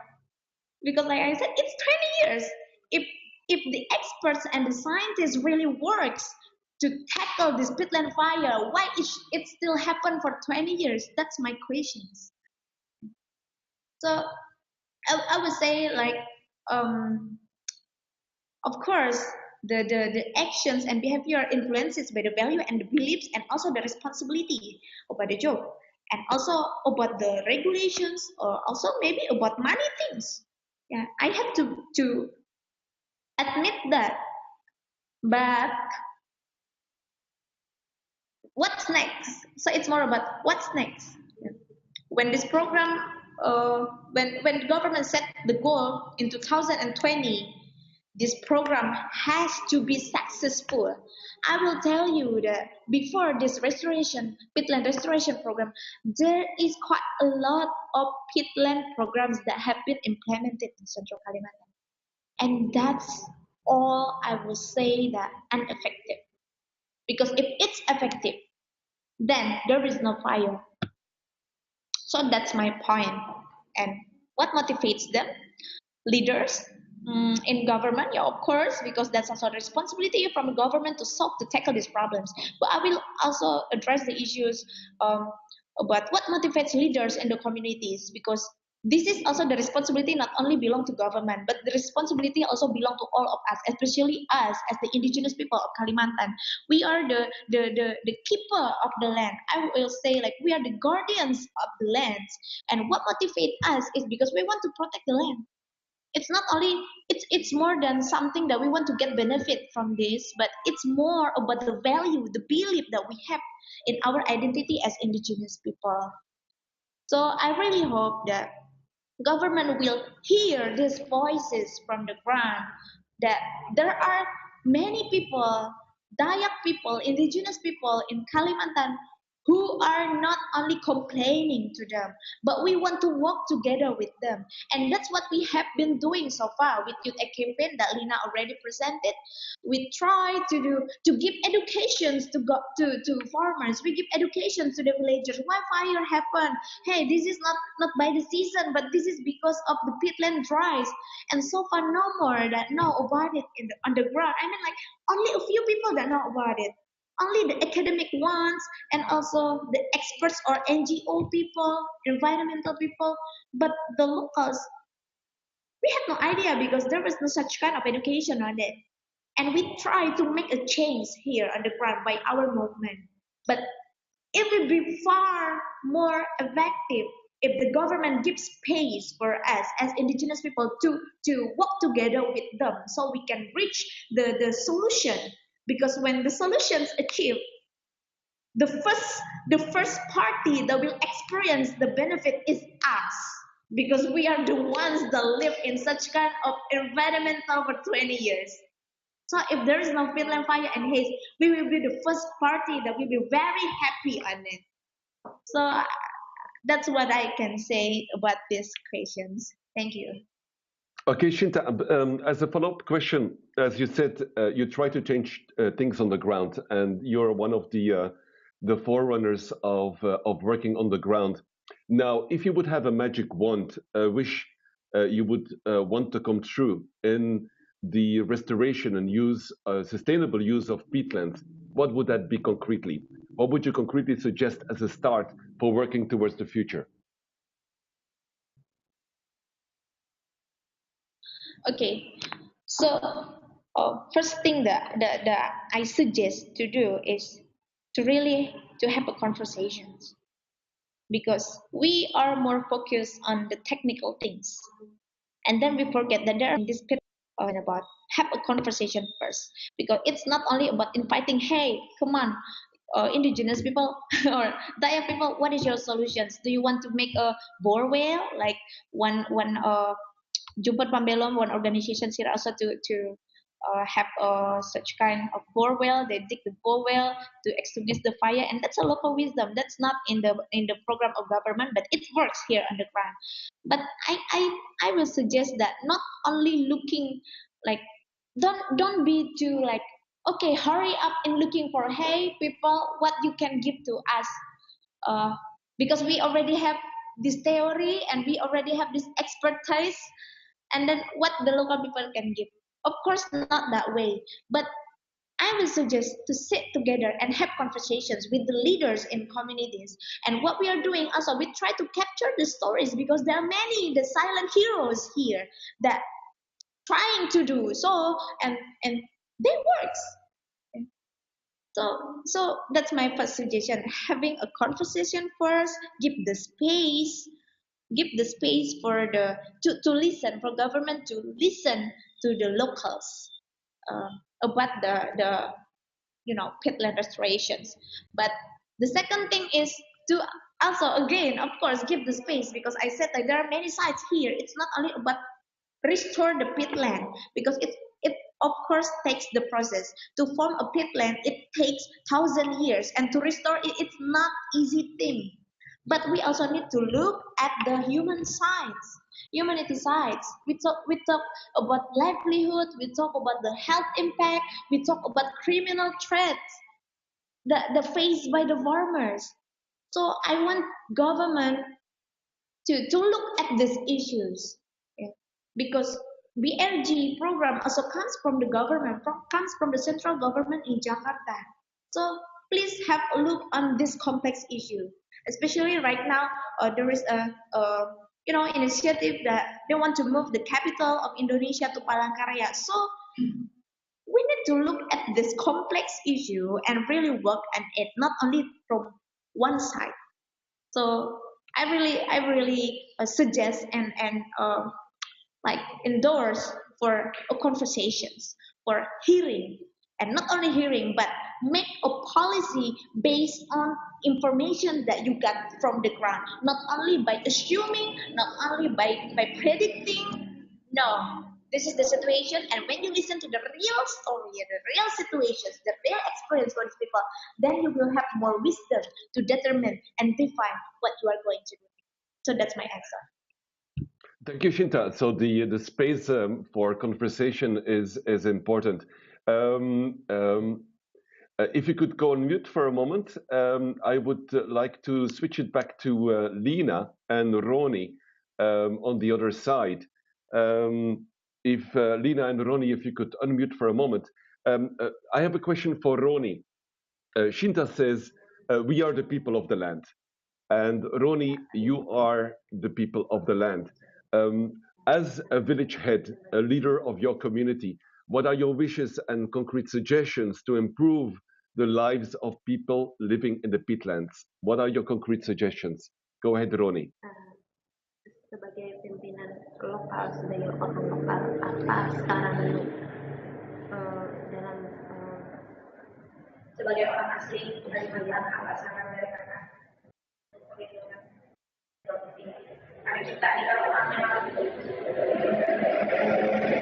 Ya, kalau saran saya sebagai masyarakat lokal, karena sumber daya alam di Kalimantan, terutama di desa saya itu sangat kaya. Jadi jangan sampai masyarakat itu jadi penonton dari eksploitasi sumber daya alam yang luar biasa. Tapi kesejahteraan tidak diberikan kepada masyarakat. So my suggestion as a local people is. Lida, can you speak closer to the microphone? Oh yeah. So my suggestion as a local people is to not allow the people, the local people, just a watcher of the exploitation that happen, especially doing by the company that we also involved in development. Pemerintah itu ketika membuat kebijakan, terutama dalam pemberian izin kepada perusahaan-perusahaan, dia harus turun ke masyarakat dulu, harus mendengar apa yang menjadi harapan-harapan dan usulan masyarakat.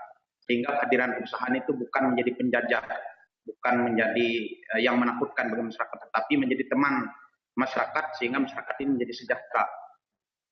So, my second suggestion is especially for the government is before giving permission to company to open our forest or to come to our area to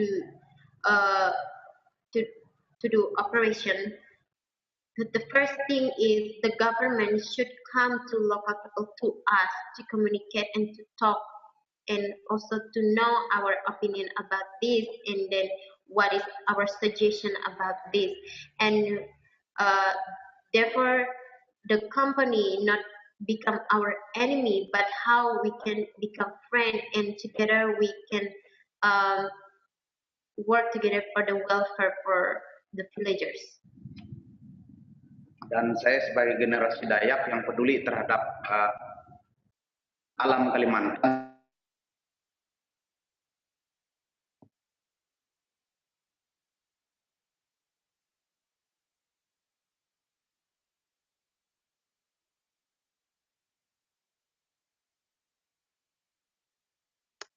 We lost Lina for a moment. We're trying to get her back. Just a second.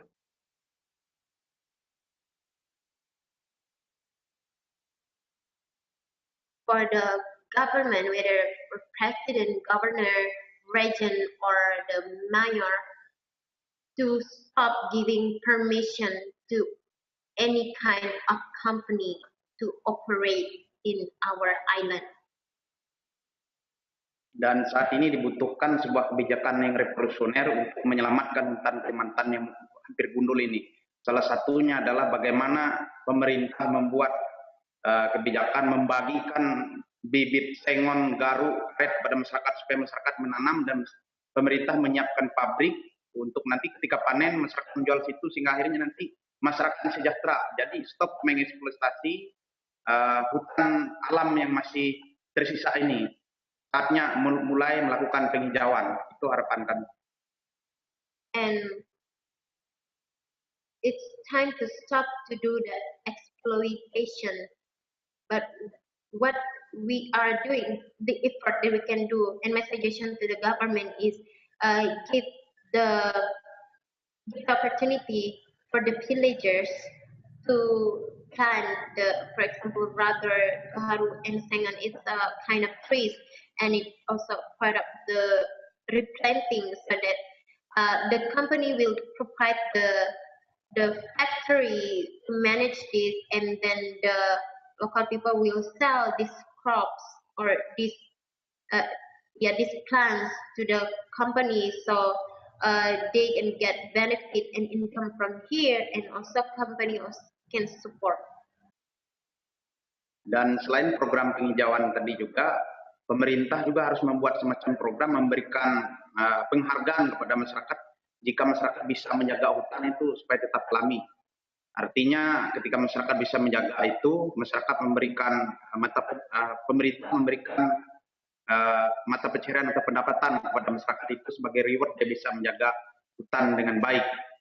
Secara khusus seperti di daerah kami, ulin sudah agak sulit dicari, sementara ulin ini adalah tanaman endemik Kalimantan yang mungkin hanya ada di Kalimantan, di pulau lain tidak ada seperti itu. And besides revegetation or replant, we also wish for the government will give the appreciation for the villagers who can keep the forest, who can keep the environment. So the government give support financially those villagers that protecting the forest, and also the for example, ulin is a ironwood. This is the plant that found in Kalimantan. Nowadays, it's very difficult to find it now, and almost lost. And this is one of the things that government need to support the villagers to protect this kind of plants. Dan ini harapan saya yang paling penting kepada masyarakat Dayak secara umum dan kepada pemimpin di desa, kepala desa, tokoh adat, tokoh masyarakat. Ketika ada pemerintah atau ada dari pihak investor yang minta tanda tangan atau apa pernyataan untuk perusahaan masuk, lagi itu perusahaan sawit, tolong itu jangan dilakukan. Karena dengan demikian ketika kita melakukan itu, maka kita secara tidak langsung menggadaikan masa depan untuk anak cucu kita 20, 30, bahkan 50 tahun ke depan. Maka desa-desa kita pun bisa habis oleh perusahaan sawit. Karena saya pribadi sangat tidak suka dengan perusahaan sawit. Banyak saudara saya di tempat lain yang sudah tidak punya tanah, tidak punya rumah, akhirnya dia menjadi buruh di bekas tanah dan bekas rumah dia. Menjadi orang miskin dan menjadi pengemis sekarang gara-gara dia menjual, dia setuju dengan godaan dari investor maupun dari pemerintah yang lebih pro kepada investor ini. This is my suggestion for my fellow Dayak people and for the head of the village and all the villagers and Dayak people to not sign any agreement whether with government or company to sell or hand their land, especially to palm oil company, because what happened based on my siblings' experience on the other villages or another region in Kalimantan, when they get their land to palm oil company, they sell it, and then now they do not have house, they do not have land, they do not have field, and finally they become the laborers or workers in palm oil company. So that's my suggestion. Dan ini mungkin terakhir, nanti dulu Mister, ini terakhir mungkin perlu saya sampaikan untuk masyarakat internasional, karena di desa saya ini ada sekitar 10.000 hektar lebih, ada hutan desa yang kami kelola. Harapannya ke depan ini bisa kami kerjasamakan dalam hal menjaga karbon seperti itu. Kalau ada negara atau NGO yang bisa bersama dengan kami siap, karena kalau bisa ini mendatangkan pendapatan untuk masyarakat kami kalau ini dikelola bersama dengan kami menjaga hutan yang kurang lebih 10.000 hektar hutan desa ini tadi. And this is the last thing. We have 10,000 hectares of forest in our area, that this is for international society. We looking for opportunity to collaborate and work together, whether with another country or NGOs or organization, if they want to collaborate or work together to keep the carbon, so that it can also help the villagers. One of the resources also that can really benefit the villagers. Okay, Yeah, that's very all good. from me. Thank you. Okay, very good. Terima kasih, Ronnie. Lina, I have one question coming in for you.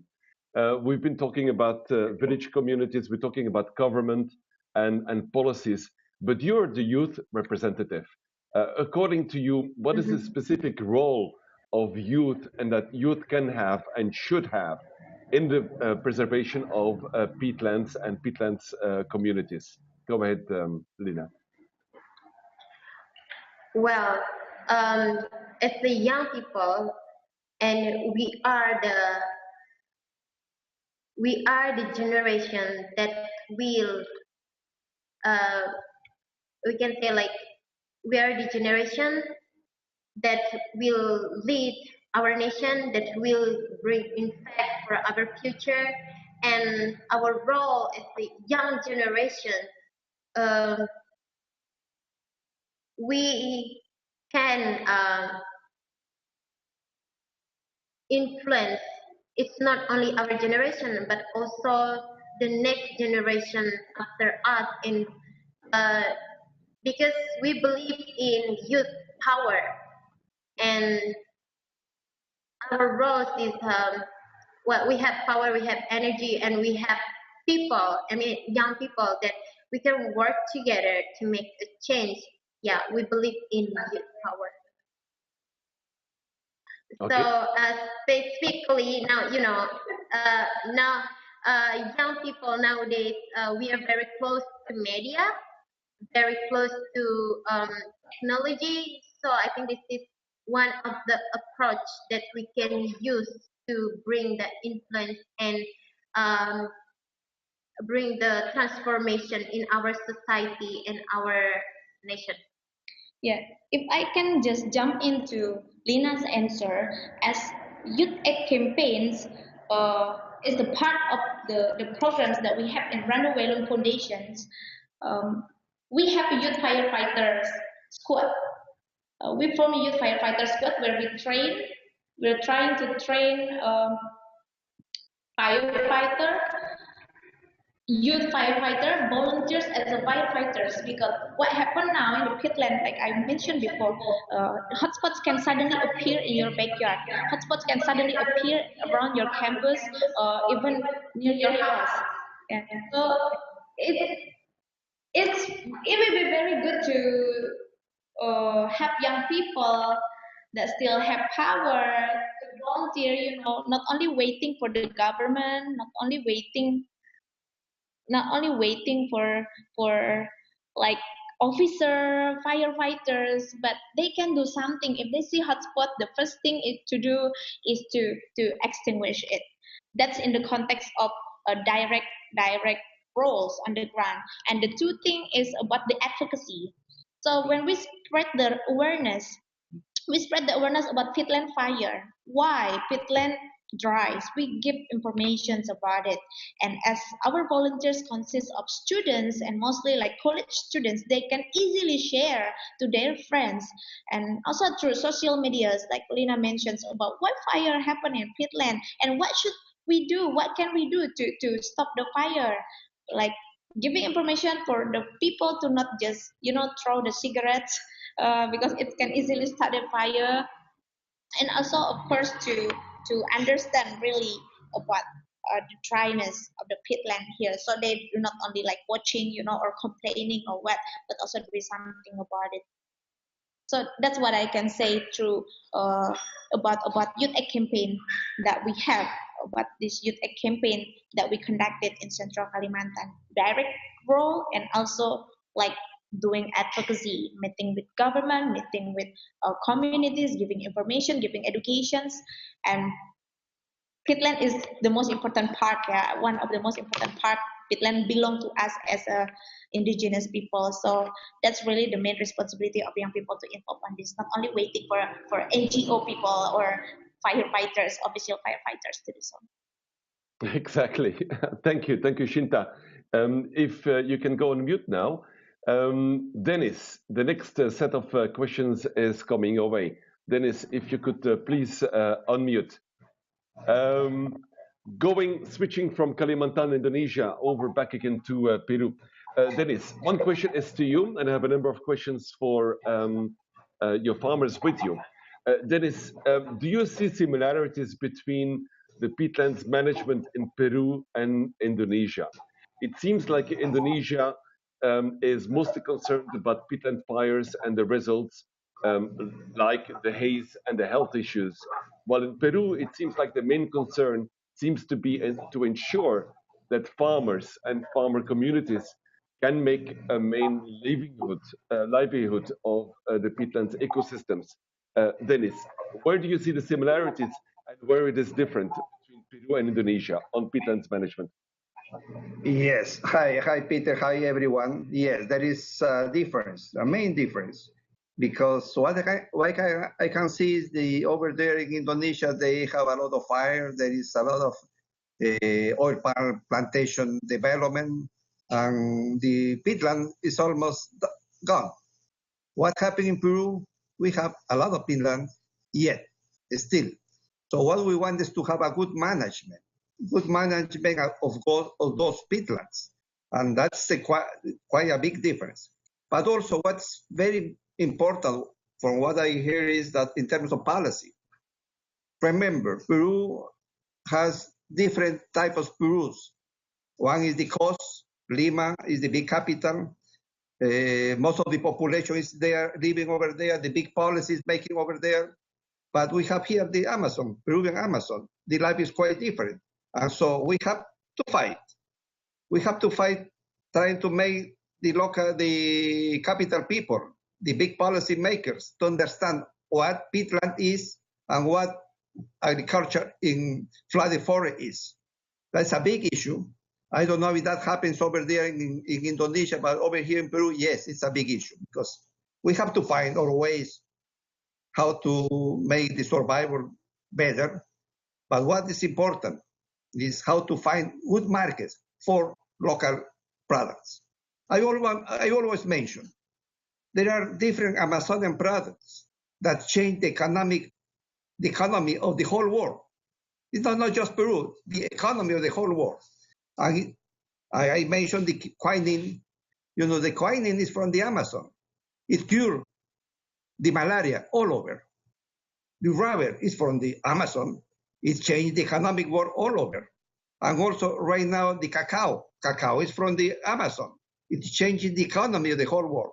And there are many rubbers, many quinines, many other plants that are still there waiting for more technology and big markets. That is going to make a big difference over here in Peru. Because over here, the local people, local farmers, they are organized. If they have an opportunity for good market, they are going to take it. They are going to take it. So that makes the similarity and also the big difference between Indonesia and Peru. Yes, Peter? Okay, thank you.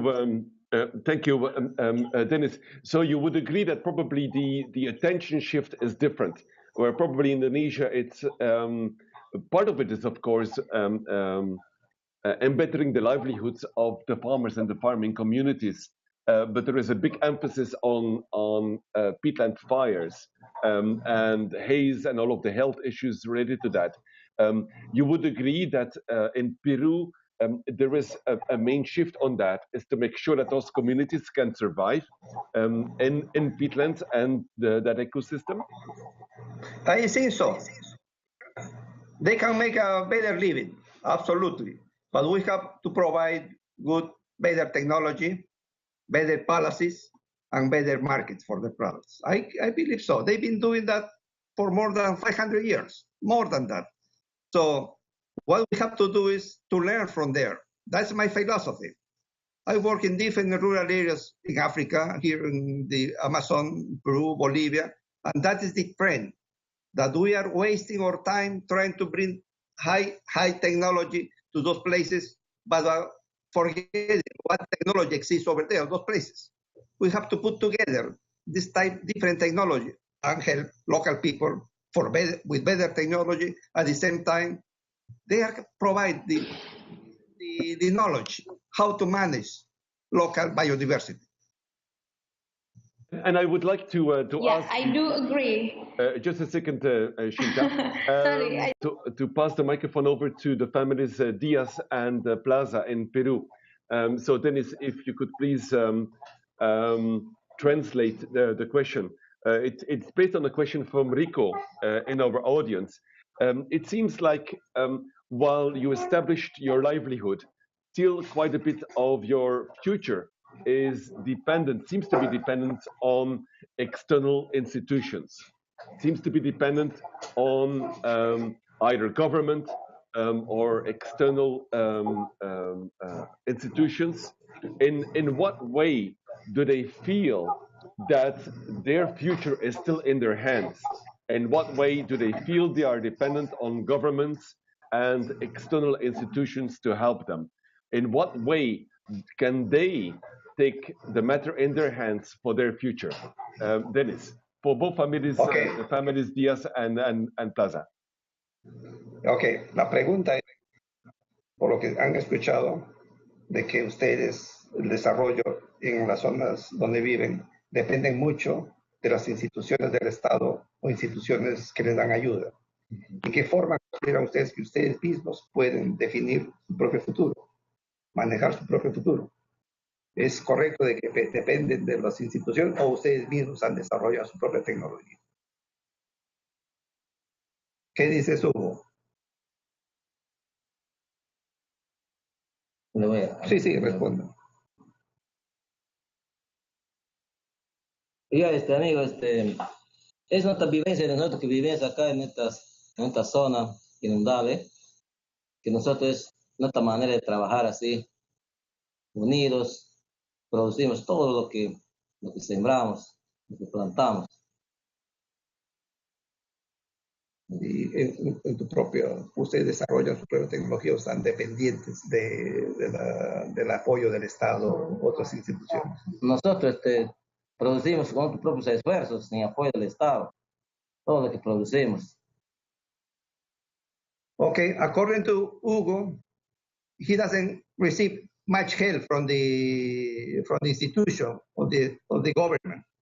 They do whatever they can to grow for their families and also to find some markets.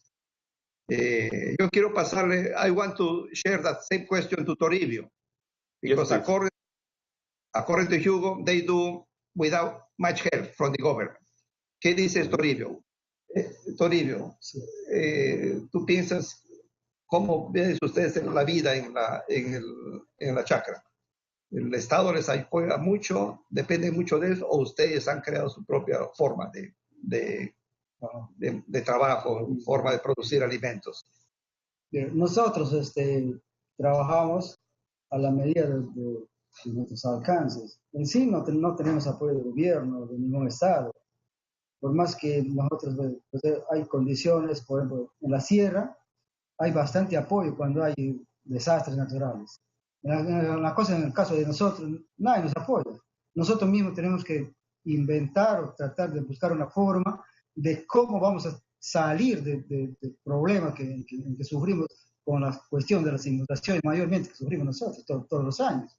Eso es así. Nosotros no contamos con apoyo del gobierno central o de acá provincial, un alcalde. Nadie se preocupa por nosotros. Nosotros mismos sabemos sobrevivir.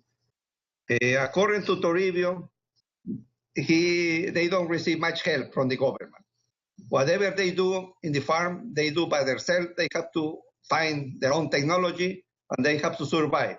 And he wished he can get more help from the government, but no much. Okay. And a follow-up question, both for the family Diaz and the family plaza, is if they have a wish for their future in terms of what they would like to have in terms of assistance to make their livelihoods better and more sustainable, while also sustaining the environment they're living in. What would that wish be for both families? Diaz and Plaza, please. Yo tengo una pregunta que los amigos. ¿Cuál sería el mejor deseo para el futuro? Una añoranza, una esperanza, para que ustedes puedan seguir mejorando sus condiciones de vida, pero a la vez también sigan conservando mejor los recursos naturales. ¿Cuál sería tu sueño? ¿Cómo lo verías el futuro, un futuro provisor? Hugo.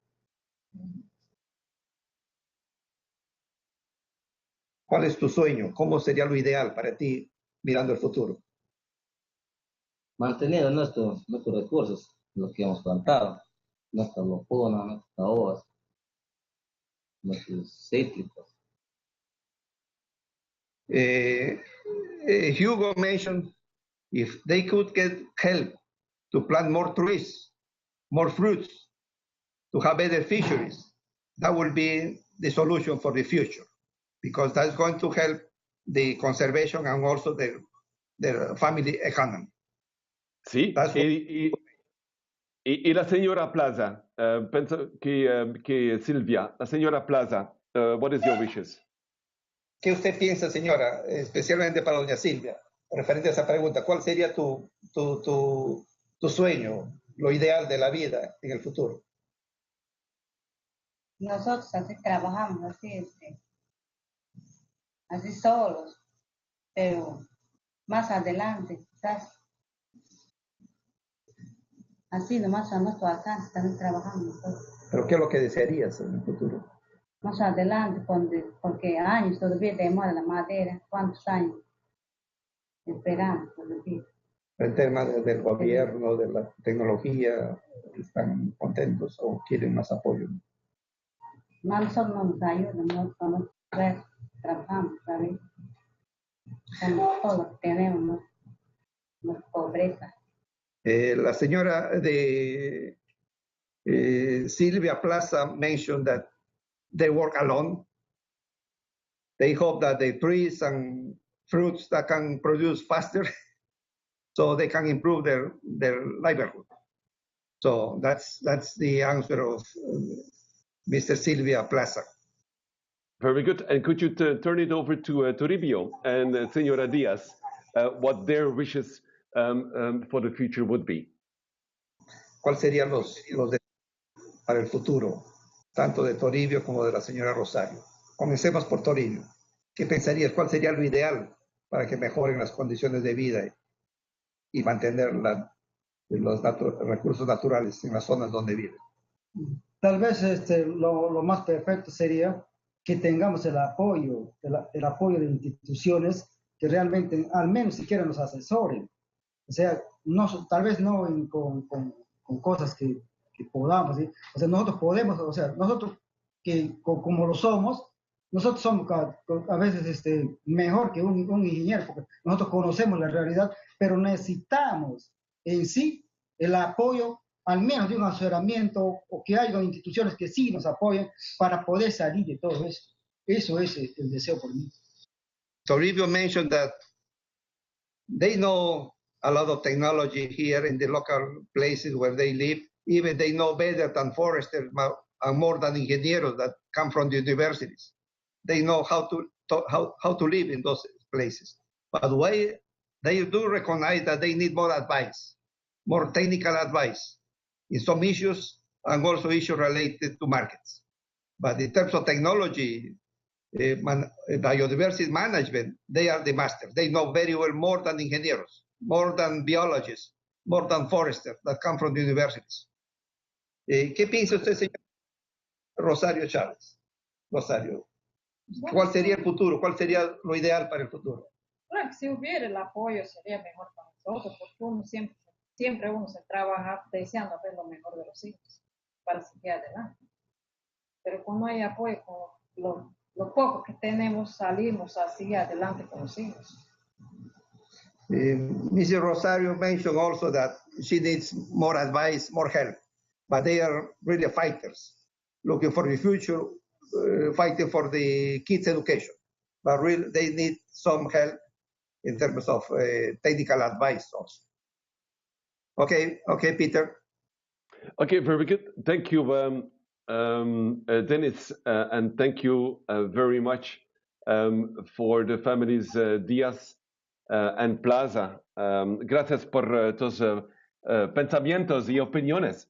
Gracias por acompañarnos hoy. Erica, I'm turning it over to you for a conclusion and wrap up. Please, Erica. Great. Yeah, thank you everyone for joining us. Thank you to all of the presenters, Manuela, Dennis, Lina, Ronnie, Toribio, Hugo, and their wives and families. Gracias a todos por hablar y por compartir tus experiencias y para aprender de todo tu conocimiento. Thank you again. We will be sharing everyone's emails, and please do feel free to contact the organizers, Peter, myself, Charlie, and Dennis, Emanuela, and the other presenters, should you have any follow-up questions. This recording and the slides will be available online, and we look forward to joining you in future digital summits, hopefully. And if you ever see any topics or issues that you would like to follow up on or include in future sessions online, please let us know. We're always looking for new content. And please continue the conversation. We hope this has been a helpful space to learn more about indigenous grassroots and youth efforts around peatlands conservation and sustainable management. So thank you again all, and hope to see you again soon. Well, thank you. Very much. Thank you, Dennis. Thank you. Thank you, Erica. Thank you, Ciao, Peter. Jacinta. I would again like to extend the our thanks and our appreciation for all of the efforts that the speakers have put into this in preparing it. Thank you, our online audience, for joining our digital summit. Thanks for your engagement. As promised, I will distribute a link to the recording and the presentation slides to you all in the next days. And I will follow up and check if there's any questions which were unable to follow up and to answer during this webinar. We will also keep you informed of our upcoming digital summits, and we have quite a few being prepared right now. But at this moment, I wish you well, and I hope to see you in one of our next digital summits. God bless, and I hope you have good luck in all of your future endeavors. Thank you very much, and see you next time.